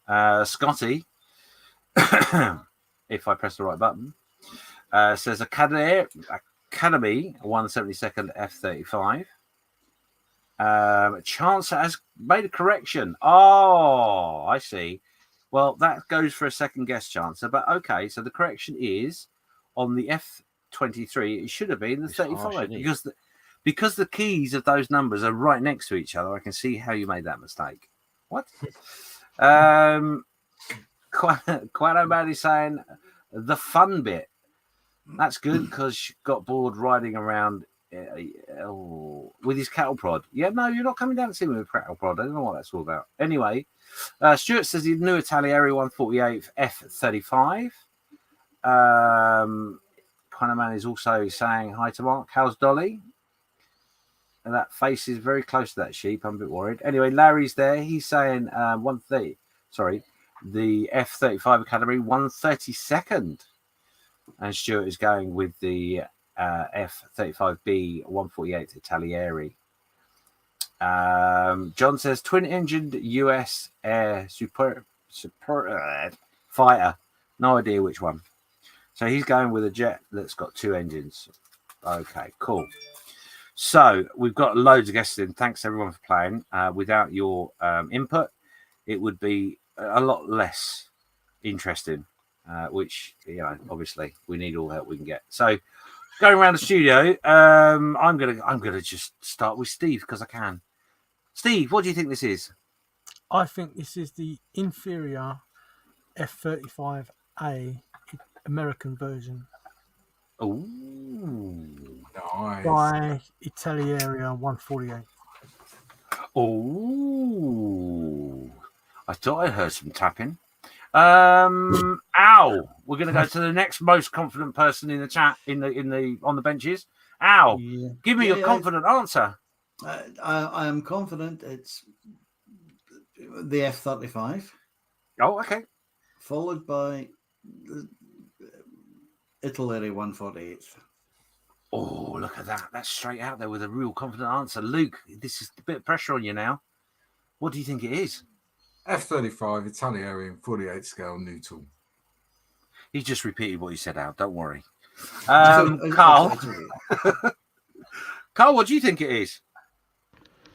Now then, I'm going to go with Machine and Krieger Fireball 120th scale by Hasekar. Wow. Do you know, I thought that would fox you as well. Wow. Okay. So let's reveal the pastille and see what it is. It is Land Rover. the Land Rover. No, I'm joking. This is the F35B Lightning 2 from Italieri 148. All 100% new mold. Okay. Look at that. Amazing. So running So I didn't through the get it chat. right. No, unfortunately, it wasn't Machine and Krieger, but I could see the kit you were talking about. So you were close. Really close.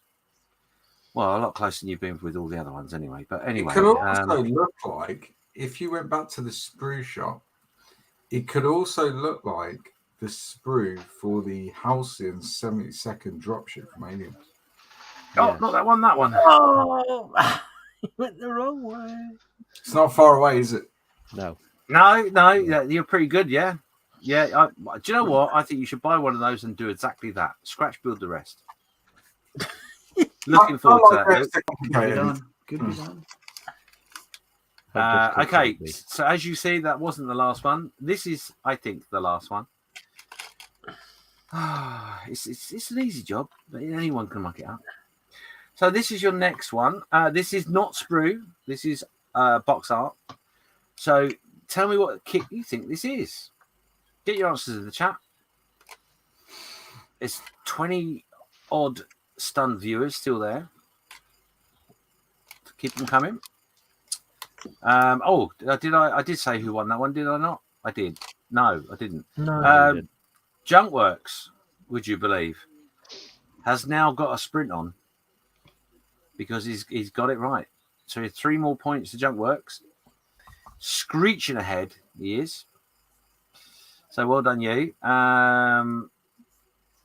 Stuart did go in there with the new Italieri 148 F-35. So well done, you. And I'm just looking through. Well done. Quano Man has gone with straight in there with the first guess of, I think it's a plastic model part. Could be.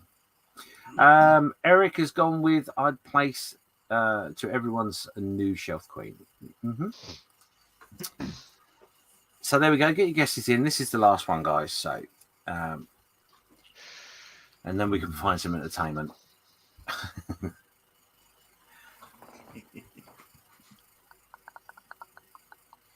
Just going back to F-35B. Any idea what price it is? No, I don't. The price is to be confirmed. Okay. TBC. So there we go. We got well done. Hannah's gone in with a guess. Well done, Hannah. This is a tank. Well done. You never know. She could strip in there with the points. Louisa. It's actually Louisa, but yeah, good girl. Oh, okay, it's Louisa. Okay, fair enough. Oh no, that was, and now it is. Now it could be. This is Eric. He said a pink tank. There we go. Chances going with the Takon 148 Yamamoto ranging tower. Ooh, yeah, I see where he's gone with that. That's a good guess. I'm not saying it's right or wrong, but it's a good guess.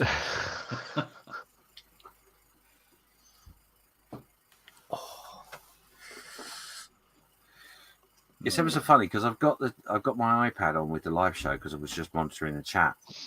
So the chat is going up on my iPad like loads, and I'm looking at the StreamYard and there's a delay. So I'm like, so there's loads of guesses coming in. Keep them coming, guys. And they are on there. I'm just not looking properly. Mark Shellard is saying that he thinks it's a zombie apocalypse safety bunker. Now that'd be cool. Junkworth has gone with the 135th Takum Munch heavy tank. Motion. Thank you. Bless you. Quano Man has said, I think it's a cyborg colostomy bag in 69 12th scale. Okay. Chances go with it as in visual fire control. Yeah, no, I was following. John is doing also a clarification. It's a Capula turret. I do not recognise the version. Division vent, sorry. You just need a smiley bit, do you? Oh, it's almost a mouth there, I suppose. Louisa, he said, a brown old tank. Excellent. You're certainly getting the hang of this, Louisa. Stuart is saying that he thinks it's Amazing Hobbies King Tiger 3. Ooh.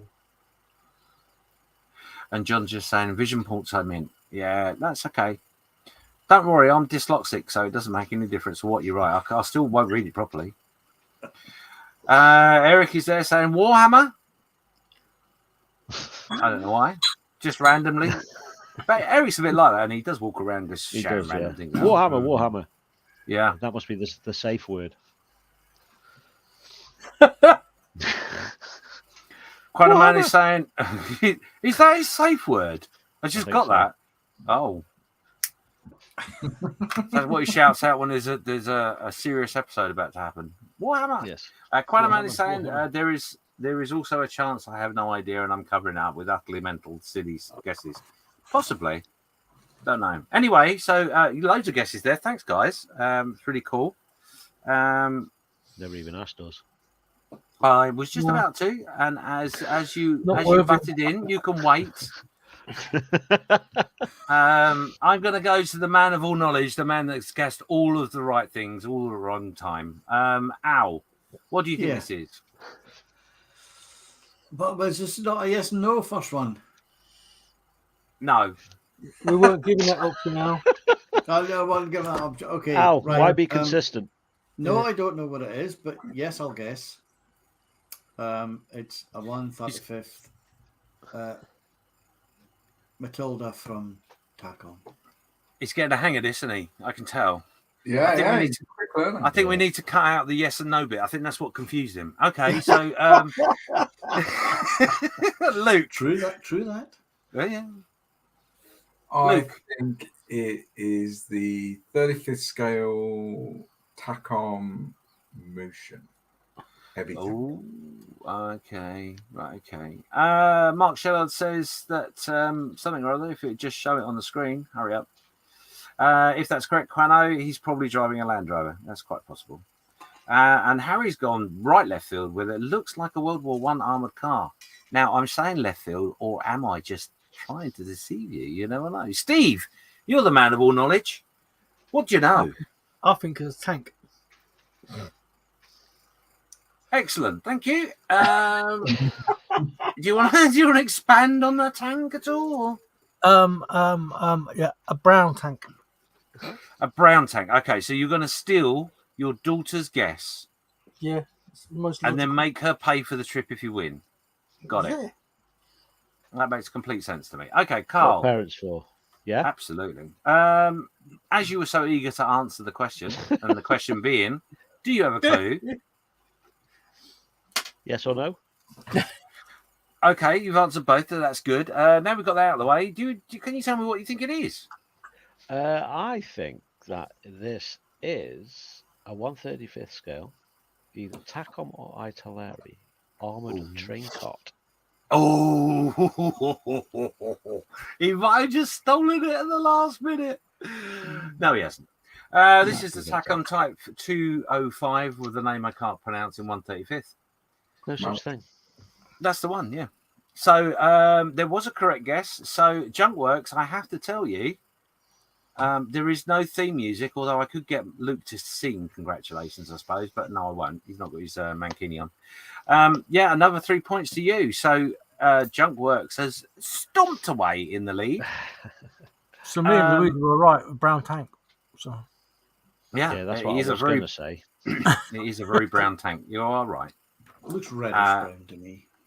And as a surprise gift, because I'm in a generous mood, Louisa, yep, you were right. And because you played, your dad's going to take you to wherever you like, and he's going to pay for it. So thank you for playing.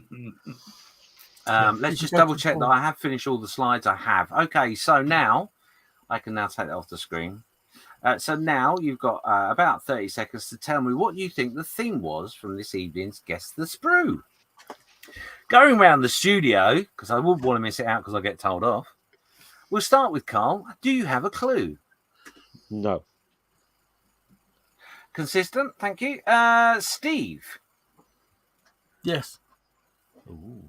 Oh, well, that's a confident yes. Talking of confidence, Mr. Confidence himself, Al, yes or no? Do you have a clue? No. Okay. Excellent. Who was that in the background? And Luke. I called you Loose then. I don't know why. Luke. Come on, what you like, as long as you buy me the loose Milky Man boy. Come on. Yes, I have a clue. Oh, he has a clue. Excellent. Okay, so this is the bit where I just make it up anyway. It doesn't matter. So let's see if there's any answers that I can relate it to. Oh dear, there we go. Nearly over, guys. Thanks for watching. John's saying Tacom, question mark. Stuart is saying water tank. I'm not sure if that's the theme or what was previous. Chance has gone with something that I can't press because it keeps moving. New toolkits. Oh, okay. Louisa says something you can drive. Oh, yes, I like that. That's very good. And Quanaman's just saying Eric might be right, which would be a first. So keep your guesses coming in. You've literally got seconds, as many fingers as I can count, literally, as can you just quickly review what we've seen? Oh, yes, I could do that, because if I just do that and do this, it doesn't matter. Basically, it's all Land Rovers. Apart from the minis. Well, they're mini Land Rovers, really. Oh, okay. Got you. Yeah. Okay, so we're going to go backwards. That is what is it, Karl? Tank. Brown tank. The Martian. It's the Martian. We've got the F-35 Lightning. We have the Mini Cooper 1.3. We have the Land Rover. Oh no, sorry, the Tacon 144th. Whatever plane. We've got some anchors. Always good to have an anchor in the room. We've got the Border Models U-boat, and we've got the Land Rover, and that's it. So I'm sure that skip through at Karl's request has really helped. So let's head over to the chat and see how many people have said anything. Dominic saying new building boxes coming out. Okay, so new kits. I got that. Okay. Stuart saying iconic vehicles. Ooh, he's thinking that I may have gone all nat on everybody. You never know. Quano Man, I think the theme is something James made up in his head. Oh, yeah, that's true. So there we go. Everybody has made a guess, I think, in the chat for now. Let's go randomly to the master of all knowledge. I can't build you up anymore. Al, tell me what you think the theme is. If I had to guess, I would say that's generally the idea. Well, plastic, then. Plastic, okay? Plastic. They're all plastic. Oh, okay. Right. Yeah. All plastic. Right. Good. I can see where you're going with that. Have we run out of cold water? Just check out there, because I might have to send it back out in the green room. Sparkling. Yes, sparkling. No, you don't fart in the bottle. That's not sparkling. Jesus. Luke, can you help me out? What do you think it is? New tools. The theme. New tools. So yeah. new toolkits. Okay. Steve, he might get a point. You never know here. Go on, Steve. I think it's all vehicles aspiring to be a Land Rover. No, I think it's new releases. Right. Okay. Karl. Yeah. I purposely left you to last, so you had all that time to think about it. What do you think? I was going to say it's all vehicles that have been in a film that's been starring Michael Caine, but I can't think of anything that's got an F-35 in. So no idea. Now you've thought about this, and you thought I've gone all down, everyone, didn't you? Yeah. I could see where you've gone. Yeah. Okay. So, bit of a drum roll. There isn't, because I haven't got any sound effects, unfortunately. There's teamwork for you. Makes the dream work, as they say. So I can confirm the theme is they are all new releases. So some of them are new tooled, some of them are not, but they all have been released in the last few weeks from the manufacturers that have been featured. So well done for the person that didn't guess that. So yeah, I don't think we got the right guess. So that's fine. But as it turns out, Junkworks, Scott. Congratulations. Yeah. Well done, Scott. Big round Take of yourself applause out tomorrow, fella. Absolutely. Take yourself out, treat yourself to whatever you want, and enjoy paying for it. So I'm glad you got that on courtesy of us. And thanks for watching. Buy yourself a mic so you can speak in your next video.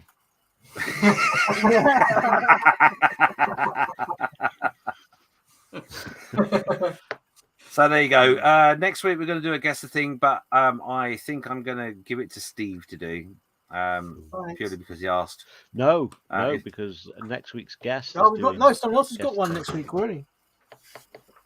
Oh yes, that's true. Next week's guest it'd have to be the week after. The suspenders that will be involved in that, then, Steve. Well done. Yes. Yeah, well, I won't be here for that one, I'm afraid. Oh, okay then. I'll pass it back to myself then. Thanks. Yeah. I'm staying in Leeds Castle that night.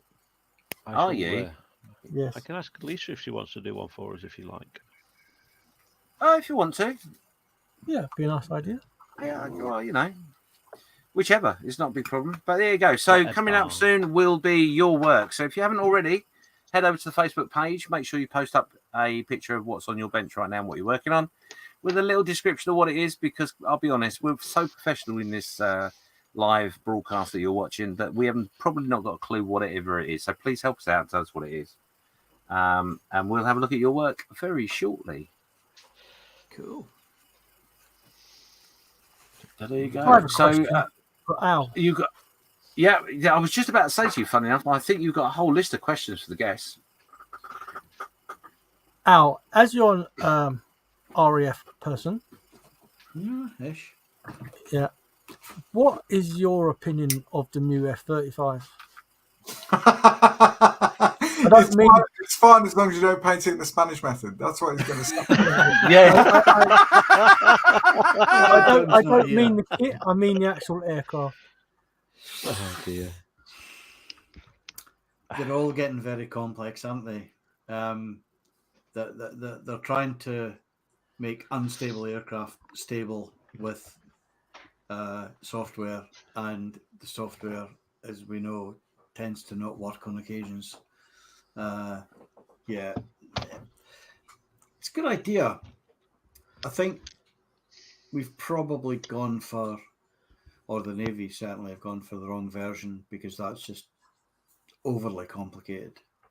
But it's a nice aircraft. It's just doesn't look like one. And is it true that the American version, the A, can't land VTOL on the ships if it has its armaments still attached? The armament is internal on these things. However, they do have external pods, don't they? As well? You can hang dangly bits from the outside, and that does make it a bit more unstable. The software is trying to catch up. Yeah. But yeah, it is. They have ceased landing with external stores on. Yeah, because I'd heard they had to jettison it to land. Yeah, I wasn't sure. Okay. But I mean, even if they jettison it, it's still dodgy in the control because of the pylons. Pylons. Yeah. It's just all the vortices coming back, I would imagine. Okay. So yeah. That was it. Yeah. I do like the look of the aircraft. I think it's a good looking aircraft. But it's like you say, even as the Raptor, they're all flown by computers. You know, if it was in a model aircraft like RC, if it was the dead stick, it would just plummet to the ground. Yeah. Absolutely. Yeah. These things have to be flown by computer or not at all. Yeah. Because there are very little aerodynamics in it.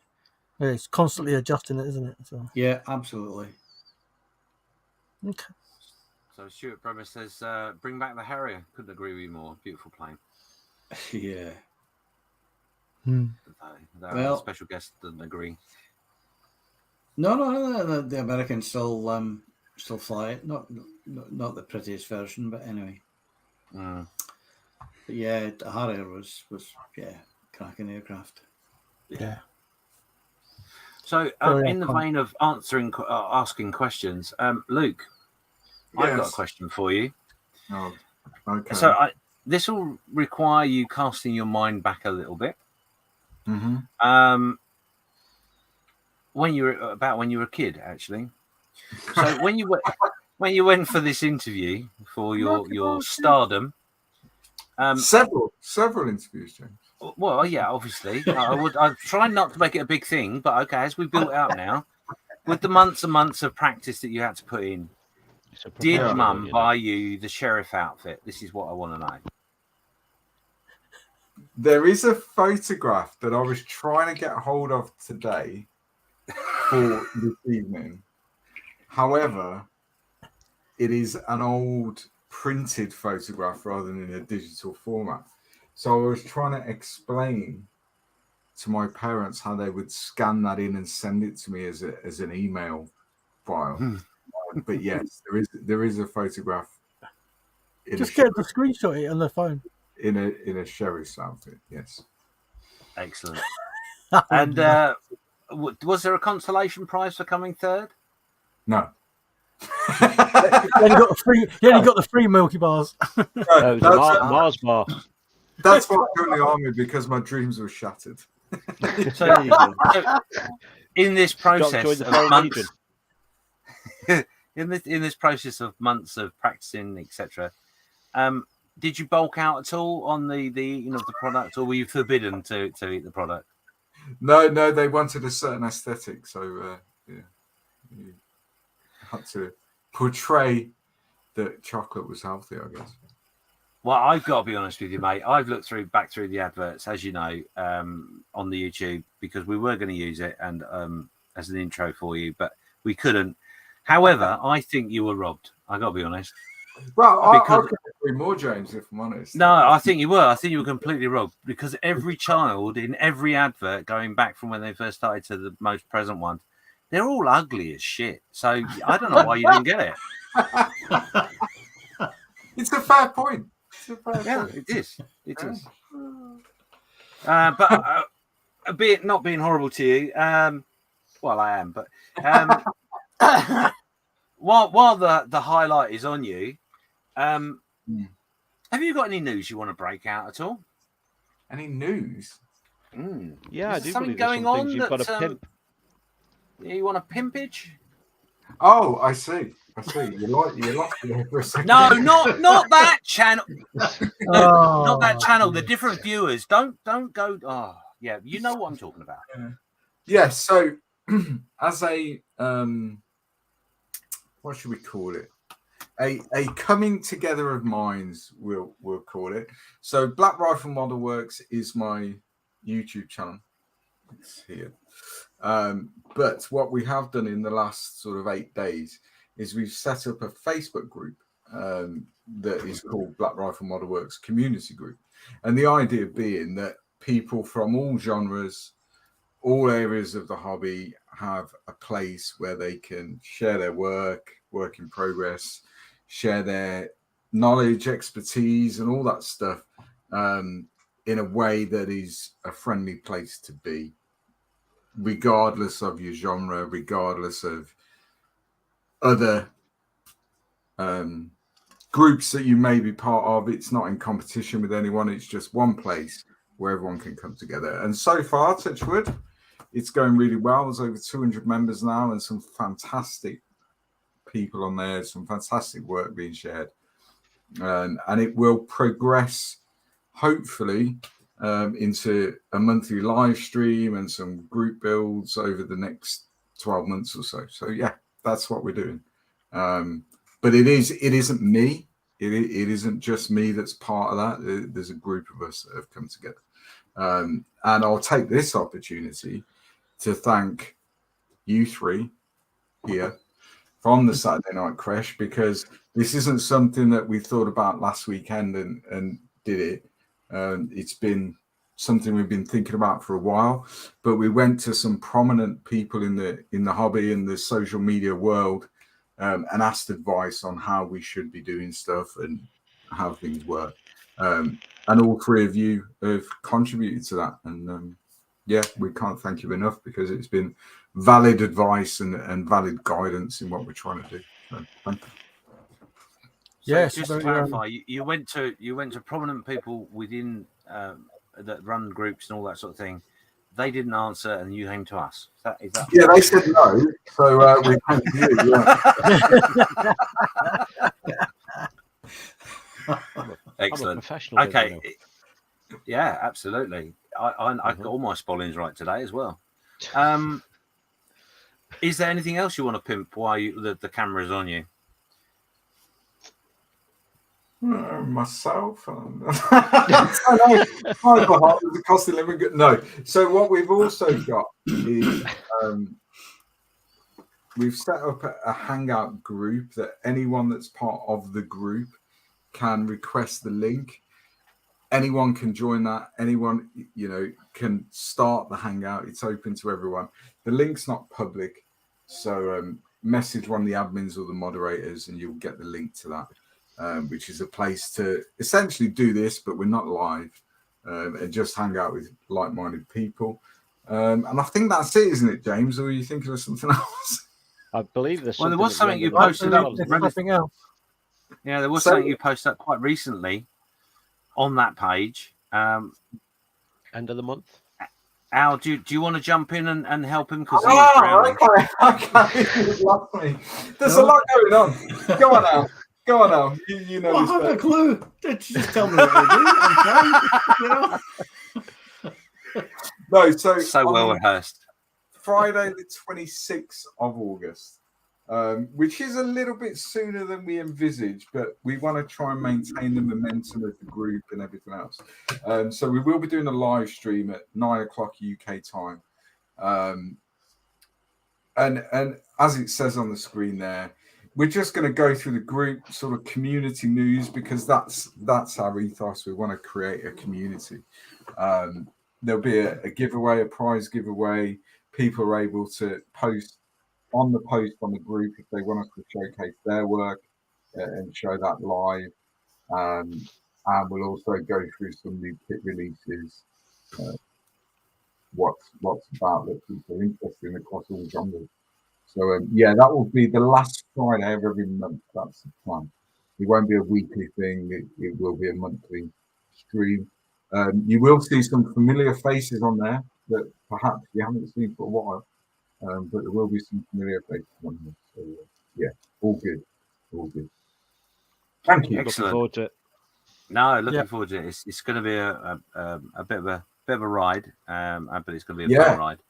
And the joyful thing, which you didn't say in amongst anything you said, but I'm going to say it for you, is the internet and YouTube and all that stuff, the whole shebang is a big wide place. There's lots of places where we all go and look for things, get involved with things.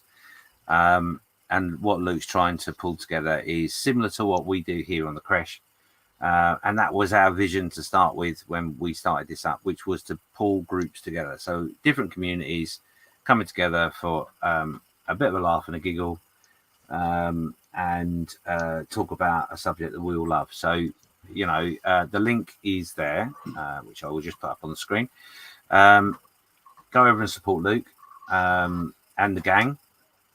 And as I say, there is a wide range of genres, a wide range of talent, some extreme talent, I've got to warn you. But I think it's going to become a really good place to pick up tips, tricks, and all that. And pretty much most of the people, I don't know everyone on there, but most of the people I've seen on there are all the sort of people that if you've got an issue or problem, and you ask them a question, they will answer you. Might take a little bit of time, but they will answer you and come back, and they're there to help and support, as a community should do. So, well done for setting it out, fella. Good luck with it. I'm sure it will exceed your expectations. Already has. Yeah. Already has. Cool. Excellent. So, if you haven't done already, go over to the Facebook group, the Saturday Night Creche. In the post that is on there, drop a little note in there with a picture to say what you've been working on, and we will go through that in very short order. He says, thumping his computer.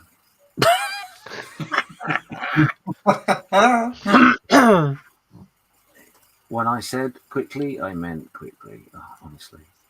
If I only had a Windows, we wouldn't have these problems on Windows, would you? No. No, not at all. So the good thing is, I'm going to refresh the page. Yeah. Go on, sorry, we are caught up with chat, so nothing to add there. So whenever you've got that money to get that up, we shall get going. So Dominic is saying there that the group is great. So there you go. People are liking it already. Good. So it exploded pretty well, actually. It's, I mean, over last weekend, it really did. And I think last Friday, myself and Al were in a hangout, and we were just watching the work that people were Yeah. sharing. Like, we got nothing done on the bench at all for about 24 hours because it was just, it is still, if you're not a member, go and join it and have a look at what people are doing. It's phenomenal. Yeah, it shows you that people are crying out for a community group. Yeah. Rather than building something, being in a group that's specific to one thing or specific genre. Yeah, absolutely. And the whole idea, I mean, where the idea sort of manifested itself a couple of years ago, I got into the Warhammer stuff. And as a consequence of that, you end up kind of looking at other things away from traditional scale modeling. You start to look at other techniques, you start to look at other people, other social media. And I was like, wow, like a lot of this stuff is so transferable. And vice versa. Oh, yeah. I've got another part of my large scale project for Warhammer arrived the other day. Excellent. What is it? So this arrived as a birthday present. Nice. You will love. I've built 3 of those now. So that is the central part of my big scale Zio. Has arrived. They are fantastic. The other part, and that's where it kind of manifested itself, because you got like the rail, the model railway guys. They were doing their own thing. You got the Warhammer figure painters doing their own thing. You got the scale modelers doing their own thing. And I was like, hang on a minute. Like, all these stuff it's intermingled, you know? That's nice. So there's the other part. This part isn't part of it, just the figures. I've also got a single figure, which is quite big. So all I'm needing now is some orc boys. Well, drop me a message. I've got all the parts, so we shall see. But yeah, and that was the whole ethos, and will remain to be that, you know, it's not just aircraft armor, ships, cars, bikes. We can all learn from completely different genres. And if you go onto the group now, there are people in that group and showing their work from all different viewpoints and genres. And and long may that continue. You know. Anyway, I'll shut up. So, James, you ready? Looks like he is. Happy days. All queued up, ready to go. So, boys and girls, we are ready for the gallery. So, I'll just say now, thank you all for sharing your work, and we are over to James. Yeah, back to me to totally muller your written descriptions of your builds. So, first off is Luke. First of all, I must apologise. The post did go up a little bit late. That's my fault. But anyway, so this is Luke. So this week it's been all about finishing the Rubicon Sherman vignette, all ready for the Avon and Somerset show tomorrow. Oh, another award-winning bloody model, God's sake. So here it is. The kit, figures, and stowage are all from Rubicon, and the base is scratch built. Thanks for looking. Happy modelling. So there we go. That is mighty fine work, Luke. Nice. It turned out okay. It's all your fault, James, really. Why is that? So I won the auction for some of the Rubicon kits for the 48-hour birthday bash. Yeah.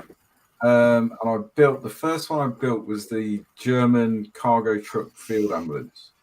And then Malcolm said, there is a Rubicon Facebook group. So I joined that and I posted pictures of that build. Well, what they do on there is every month, Steve, who is head of Rubicon UK, he runs a competition every month for like the banner pick on the Facebook. And I posted, I mean, there's some fantastic stuff on there, and I posted pictures of the ambulance, and it won that month. So what happens is you then win a prize, which is any Rubicon kit of your choice. So I chose the Sherman. Now, Steve was generous enough to also send me the Tank Rider figures and the stowage set for free. And I thought, right, I need to do something with this other than just build the Sherman. And we've been chatting about cardstock as a material. So everything you see there, with the exception of the actual base itself, which is XPS foam, and that's where the paving stones are kind of carved into it. But everything else you see is cardstock on the base, other than the trees, obviously. But so yeah, it was an experiment for me to try and use cardstock and see what I could do with it, and that's where it was sort of born from. So yeah, it's all your fault, really, James. So on the building itself, there's quite a rough texture. How did you to achieve that? So what I did is I built the building out of cardstock, the structure, and then I covered it in PVA and sprinkled chinchilla dust over the top. Chinchilla dust. Right, yes. To create the texture of the building. And then on the door and the window frames and the shutters and all that stuff, what I did is I just got cardstock and I essentially scribed it with a saw, a tooth saw, to try and create some wood texture, and that's what you get. And that's how it came about. Yeah, it's a beautiful piece. Yeah, got to be honest. Thank you. Cool. That's right. We'll move on to something else now because I'm getting quite upset. No, beautiful work. Really good, and it's really good that you embrace the cardstock as well. Always good to have I really like it. It has its limitations. Yeah. And it does take a bit of test and adjust, doesn't it, to try and achieve stuff. But as a material for what we do, I think it's fantastic. Yeah. Cool. So next is Len. This is he completed this on Tuesday. RAF Harriers over the Balkans in 1995. FX 172nd Harrier GR7 and the Sea Harrier FA2, painted with Tamiya paints. The base frame has the NATO symbol painted on polycarbonate panel with the information on the MDF board behind it. Very nice. And that obviously goes up on a wall, which it just so happens. There it is, in situ. Nice. That is so the Harrier wall, this is top left, will be for the US Marine Corps Harriers. And these are all Airfix kits that have been used on these. And if I remember correctly, this is not his house. I think this is made for his commander, maybe, or something like that. So I'm not 100% sure where they were, but I seem to remember he made them for somebody. But yeah, beautiful builds. I really love the idea of the picture frames. Really, really clever. Yeah, it's a very cool way of displaying them, isn't it? Absolutely. Yeah, and he's got the angles on them just right, so you can't see what's holding them. It just looks fantastic. Really, really good. Well done, Len. Thank you for sharing. Next up is the ice cream god himself, Ian Douthwaite. So holiday time this week, I have mainly been working on ice cream and Cornish cider. Back at the bench in about 10 days. Doesn't tell us the flavour this week, which is a bit of a shame. It's like some sort of raspberry ripple or something. It's not going to be. No, it won't be. It'll be some weird like pomegranate and avocado. No, it'll be something after all. Eton Mess, I think. Eton Mess. Yeah, Eton Mess ice cream. I know last week it was Karl. So yeah. No, I'm not joking. It was called Karl ice cream.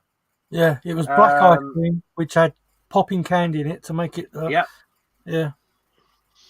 Yeah, he didn't post it up. He sent me a message, but yeah, bizarre. Anyway, next up is Al himself.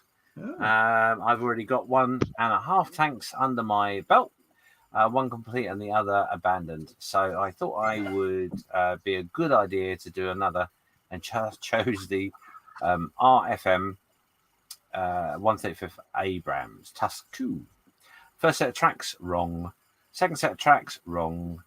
But recoverable, and millions of small parts pinging around the cave, never to be seen again. He hates PE. Yeah, you either love it or you don't.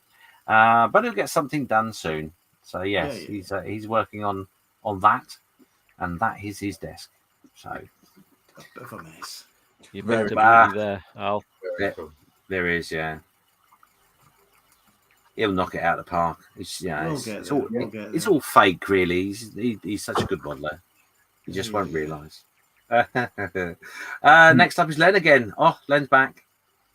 After the Harriet build, I felt like a change. So I painted some Battletech mechs from Catalyst Games Labs, approximately 1/200th scale. There's some more in the background as well. Yeah. It's hiding there. They're not very big either. Look, they're sitting on Tacom. They look much, much bigger than that. Sitting on Tamiya enamel paint. Tamiya enamels, or are they just normal? No, they're just normal pots. Normal acrylic paints, yeah. Very nice. Nice. That one's almost like the Berlin camo one on the bottle still. Yeah. So just there, Chancellor just said the Harry wall is in my house. My wife won't let me move the spoon. Oh. There you go. So there you go. That answers that question. I thought that was for someone else, but I must be thinking of someone else. Anyway, that's cool. Thanks, Chancellor. Next is myself. Woohoo! Yay. I had fun yesterday. I built this. This is a quick build. Oh, do you know what? It's hilarious. But anyway, the video will be out soon. You can all giggle along. This is a quick build F-35 Lightning 2. No glue or paint is required. Just build it. It's a little bit like Lego. The instructions are okay. Can I just ask a question? Yes. Did you have any issues with the cockpit? No. Or the wings? No. Or the undercarriage? No. Let's move on. No, the stand was easy. Yeah, I'll be honest with you. I did it in a hangout with these guys. They watched me do it, and I thought, I made the fatal mistake of picking it up and go, this will be easy. Didn't really look at the instructions. Emptied all the parts on the side and went, this don't fit. Well, I don't understand what's going on. So yeah, I made a tit of myself. But it's a lovely little plane. I do have it just here as it happens. Yeah, it looks really good. I've got some stickers to put on it, but to be honest, I am considering actually painting it. And I'd be seriously tempted because it looked lovely. It is a beautiful kit. Good. So if you, in fact, actually, I'll try and zoom in for you. Let's see what it's all about. So just quickly, Chance is saying that his mechs were inspired by the Berlin camo scheme. Indeed. So there, as you go, you can see lots of surface detail going on, lots of movable parts, etc. Yeah, it's a great little kit, and it's a great introduction to the hobby for little fingers, but also for big fingers. So, you know, don't not buy one. Go and get one. Loads of different versions out there, but that is probably one of my favourites in the. It's almost like a grown-up toon tank, isn't it? Yeah. Similar, yeah. It's not quite a toon tank, and it's not quite a model. Look a bit stubby, doesn't it? Kind of in between. Yeah, it's great, and do you know what? Although, yeah, okay, I made it set myself, and I freely admit that I didn't need to be set up, but I would have admitted it anyway, eventually. The engineering involved in how that all slots together is phenomenal. They've really, really thought it through. I suppose they've had to, I suppose, but. Yeah, really, really good. So yeah, if you see one, pick one up, give it a go. There's cars in the range and all sorts. So yeah, give it a go. Anyway, let's move on. Mark Ewan's up next. The wonderful Mark at his bench. Look at that. Oh my goodness. Working through the Tamiya 148 Challenger 2. Started with primer, then used 3 different colours for pre-shading: red, brown, flat earth, and dark yellow to break up the light sand colour that's going to go over the top. Then on the base color, after that, I'll use 3 shades of the base color, add in buff, dark yellow, white, and in each one that he's modulated and used. So yeah, I'd be tempted really to nice. Not put any more paint on that and make it a junkyard tank. Yeah, that looks really good, just like that. It does. Yeah, cracking work. Amazing work. There are more pictures, so let me scoot on to the other pictures. And there you go. That's with the top coats on. which just looked phenomenal as well. Yeah, he's getting good at this, isn't he? He's not bad at it, is he? No. He'll have to move on to a proper group soon. He got third place at the Perth Nationals as well. Yeah. He picked up a Did third he? place. He did indeed. I- Not the Perth. do you know- the Dundee model show. wasn't it? Yeah. Dundee. He didn't keep that quiet. Surely I just missed it, right? You just missed it. Oh, wow. Yeah. Yeah, he's well deserved as well. For his for one of his cars. Ah, yes, I did see that. Yes. Yeah. The annoying thing was he had his Scorpion and his Sherman there, but he didn't enter them. Yeah, he should. I really hope that's giving you a bit of a G up to enter more stuff. Yeah. Honestly, well worth it. The armor competition was pretty stiff, though. There was a lot of good stuff there. Yeah, but like I always say, Carl, you know, you stick the model into a competition, and the worst possible thing that can happen is you're going to look at it and go, it looks out of place. But his models are not going to look out of place. So, you know, that in itself must be what I personally would find that as a buzz. So you should do it. It's not all about the winning. It's about take heart. Though winning does help. Yeah, says the award-winning modeler. Yeah.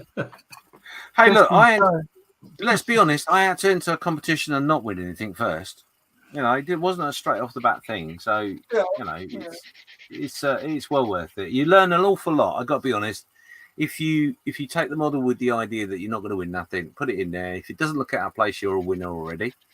And then after that, you can then compare your physical work with other people's work, pick up some tips, and bring on your work. So, yeah, you should do it. Anyway, today the final main painting of the tank is done with a semi-gloss coat to protect it. All decals next and detail painting. Wheels and tracks are all done and ready to be attached to the tank. Hopefully by the end of the week, it'll be another one off his bench. Nice. Very nice. Wow. For someone that's working so hard, he's still getting some time at the bench, which is phenomenal. Yeah. So well done, mate. Well done. So next up is Eric.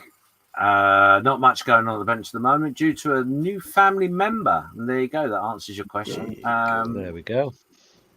It's that. It's a cat, a little kitten. Lovely. Looks half asleep. Can't believe you woke it. Did you prod him to? I've got to take a picture of you. Yeah. Yeah, lovely. You're excused. Yes.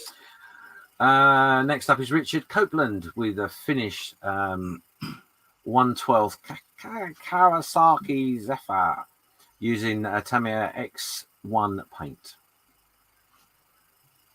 Very nice. That is nice. Yeah, I like that. Yeah. Very realistic. Very realistic. Yeah, I was just going to say that. It's not got that workshop shine to it. It's very looks like it's sitting in someone's room. Looks like it's sitting in someone's garden. Yeah, it's in used ready to be ready. Used condition. Yeah. Yeah, I like that. I like that a lot.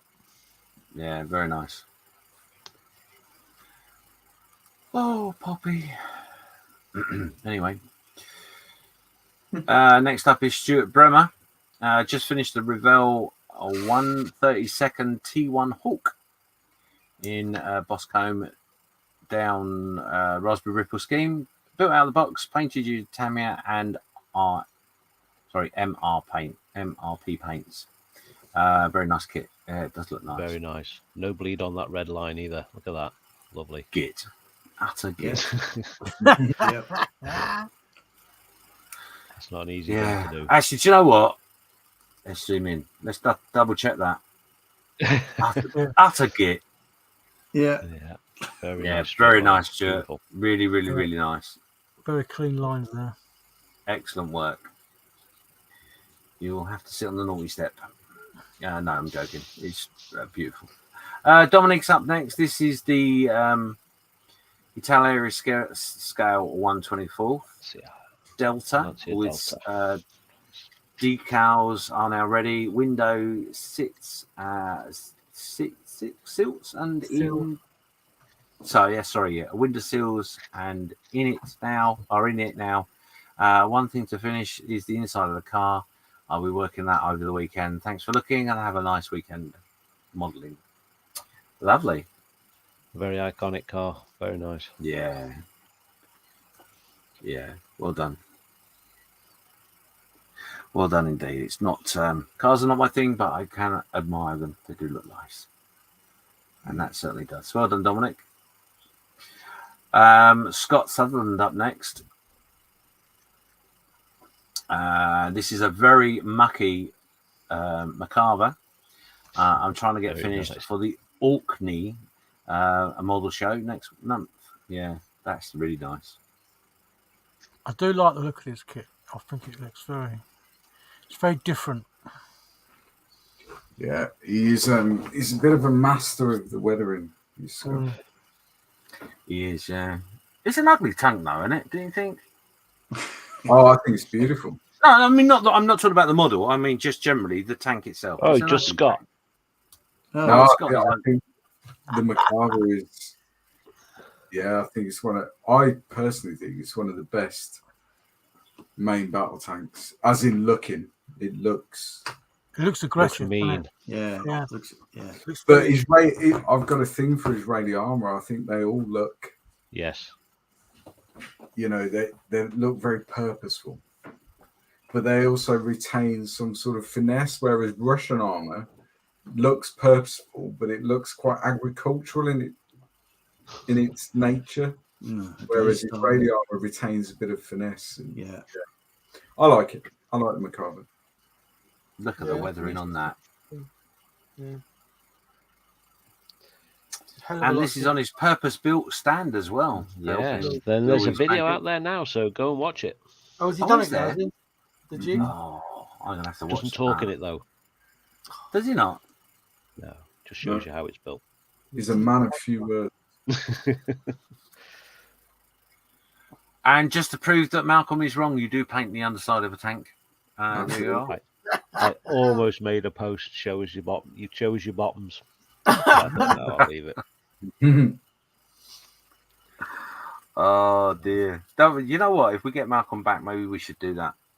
Yes. This week, don't show us your work. Show us your bottoms of your work, obviously, not your bottom. No, yeah. I have to make sure we word that right. We do have Dan in amongst there. Just saying, I think the same thing. Yes, Dan, it's bottoms the same. Yeah, I love that. There's the weather on that. The weather on that is lovely. Really, really good work. Very nice.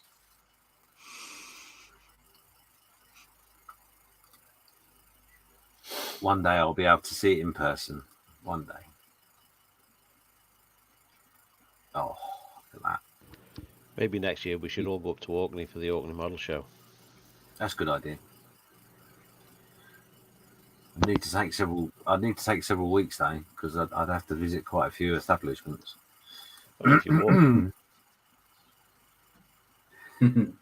Next up is the Mr. Smith himself. So he has been working on the Tamiya Matilda 135. And he's just gluing all the bits together at the moment. Looking good. It's a nice kit. Yeah, it is very detailed. The detail just on those exhausts with the wrapping and everything on it is pretty nice. Yeah, I watched your video. You said how you had to get certain bits fit the correct way around. If not, yes, it is. It is a beautiful kit. You didn't struggle from the same bit I struggled with the quick build, did you? Getting all the bits the wrong way around. And talking of which, what a load of cobbles. Yeah. Although I did press the right button. There we go. Yeah, cracking work. I love that. I absolutely love that. Yeah, that is so cool. I can't believe it took you as little time as what you said it did, though. But yeah, it's. Oh, don't get me wrong. Everything was like marked out on the glass. Well, the paper under the glass first, and then all the cobbles spent Right. Good few hours just casting cobbles. Right. I think that's what makes it. Yeah, go on. Sorry. Go on. Sorry, Steve. No, go on. I think that's what makes it more impressive. Yeah. Is that you've cast and coloured those yourself.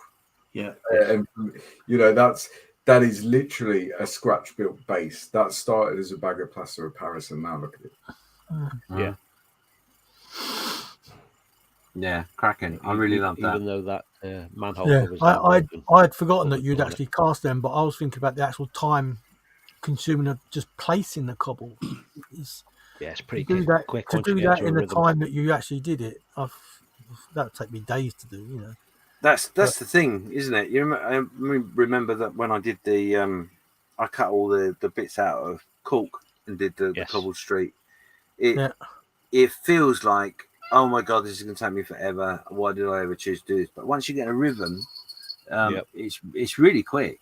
But what Karl's done there, because he's cast it from plaster of Paris, and coloured them, he's taken several steps away from the way I've done it in the past. And you know, once he's filled the gaps in and all that sort of stuff, and then applied the top coats and all that, it's a real quick process.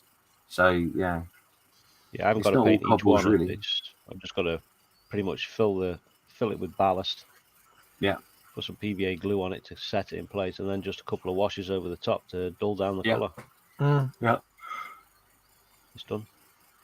And amazingly, what was that, Steve? Sorry. What are you putting on that? Is that the ambulance? Yeah. So amazingly, the other thing as well is that once that's done, the amount of time that's taken you realistically is so short, but the effect will be amazing. And those different colours, I mean, initially when you look at it, you think, that's wrong, but you go down a cobbled street and that's pretty accurate. Those colours are all there. Yeah, once those washes are applied and they take off the starkness of the colour. Yeah. Because you're absolutely right. You look at any cobbled street, it is not grey. No. It isn't grey. It's not just one colour. Never is. Yeah. Quite phenomenal. But anyway, there is the drain. I ain't got anything to cast that. Is that the second drain, Carl? You've got the manhole to get into the sewerage, but there should be drain holes as well for water runoff. No, I mean, is it the second one you cast? That there is the first one I cast. Okay, before you picked it up. That one is broken now. I went round pushing the cobbles to see how well stuck down they were, and then I pushed the top of the manhole cover, and there's nothing underneath it, so it just popped. But you see, you had the foresight to cast two. Yes. Which is a gift in itself. But now he's got a broken manhole cover in his bits box that he's going to use for one of his other builds. So there you go. You can, The manhole is now white. It won't go to waste. But anyway, thank you everyone for posting. Some amazing work as per usual. Definitely. Yeah, as I say, the post for next week is scheduled already, so it will go up on Thursday. And just pop in your work. And if you do some modelling between Thursday when you post up and Saturday, just add another post. That's fine. It's no big deal. Yes. No big deal at all. Yeah. All the more you share, the better it is. So yeah, thank you everybody. Well done. Cool. Thank you very much for James for that, and thank you everybody for sharing. So we still have 16 people watching, so thank you very much. It has come up to 10:30, so we are going to wind up now. So a few thank yous first. Thank you to Luke and Al for coming along and being our guests this week. It is very much appreciated. Yeah, good to have you on, guys. Pleasure. Absolutely. Secondly, I want to remind everybody to head on over to the link I posted earlier on for Black Rifle Model Works community group. Sign up, come and join in the fun, share your work, look, admire the work. Everyone welcome. Yeah, everybody's welcome. Well, almost. Next, don't forget, end of the month, 26th, there will be a live stream from the same community. So tune in for that. I believe that'll be over on Black Rifle Model Works channel. Is that correct? It will, yeah. There you go. So I'm pretty sure most people here are already subscribed, but head on over and subscribe anyway. If you're not, why not? Yes, indeed. You don't know what you're missing. So next, yeah, what's next? So don't forget, Steve is on Tuesday. He's going to be doing a catch up on his bench just to show you where he is going now that he is back out of hospital, thankfully. Who else is coming up? What day is it today? Saturday. So on there Monday, are I will be live. Streams. Who will? Sorry, Carl. Yeah, I will be live on Monday. Right, there we go. I can't remember the time I scheduled it for, but yeah, I'll be live on Monday to do a little bit of the Hell Diver. Yeah, scheduled for 7 o'clock on Monday. 7 o'clock, yeah. Thanks, Steve. Yeah, to keep up to date with that, because I've been a little bit lax because I've been doing other stuff. But yeah, that'll be on Monday. Cool. So if you are still in the mood for watching some YouTube, I do believe who's on at the minute? I think. It's Rob, isn't it? Yes. Rob is live at the moment, so if you want somebody to watch, head on over there to watch that. Watch out as well for the Hangout that's coming up on Black Rifle Model Works Community Group as well, because we've been testing it this week and it's been working really, really well. We've had some good laughs and giggles already. Absolutely. Especially watching James with his quick build. Leave it. And watching Jim get triggered. So yeah, yeah. Watch out for that. It's coming soon.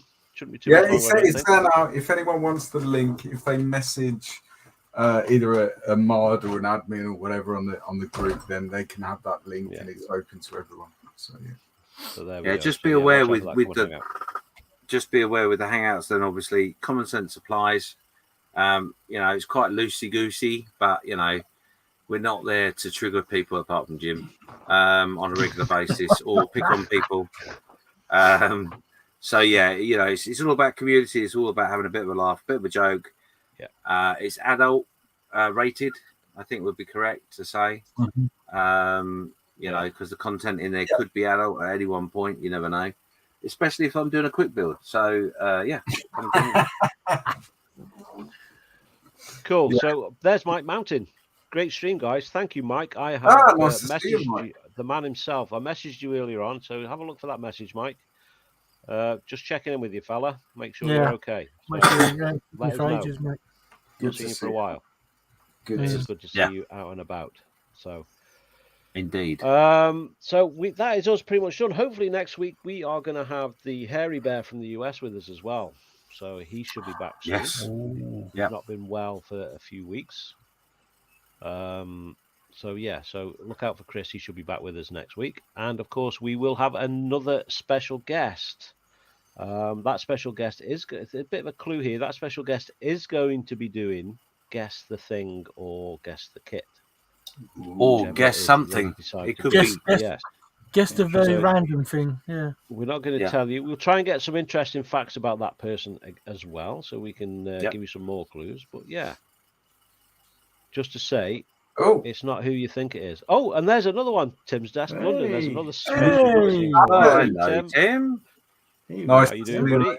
Nice to see you. How's the car? It must be dark outside. He can't obviously see to do anything on the car anymore. Yeah, he's not sitting in the car. He's had to come inside. You doing all right, Tim? It's good to see you, fella. Yeah, good to see you, buddy. Good to see you. So if you're ever at your bench, I don't know if you've still got a bench, but come on to that hangout. It'd be good to have a chat. Yeah, absolutely. Tim's welcome in that hangout. Anytime. Yeah. Good to have a chat, Tim. Not spoken for a very long time. No, I think the last time I spoke to him was a couple of months ago when he was asking me a couple of questions. But good to see you, fella. Yeah, I was. So with that being said, it's a good night from this lot down here, that lot over there, and myself. So thank you all for watching. We will be back again next week. I'm not sure who's hosting, but keep your eyes peeled. The link will go up Tuesday, Wednesday, Thursday-ish. So could well be me. It could well be Steve. So there we go. So thanks everybody. Good night. Ta-ta. Keep Good night. Thank See you all Thanks for joining next us. time. Bye. Bye. Bye.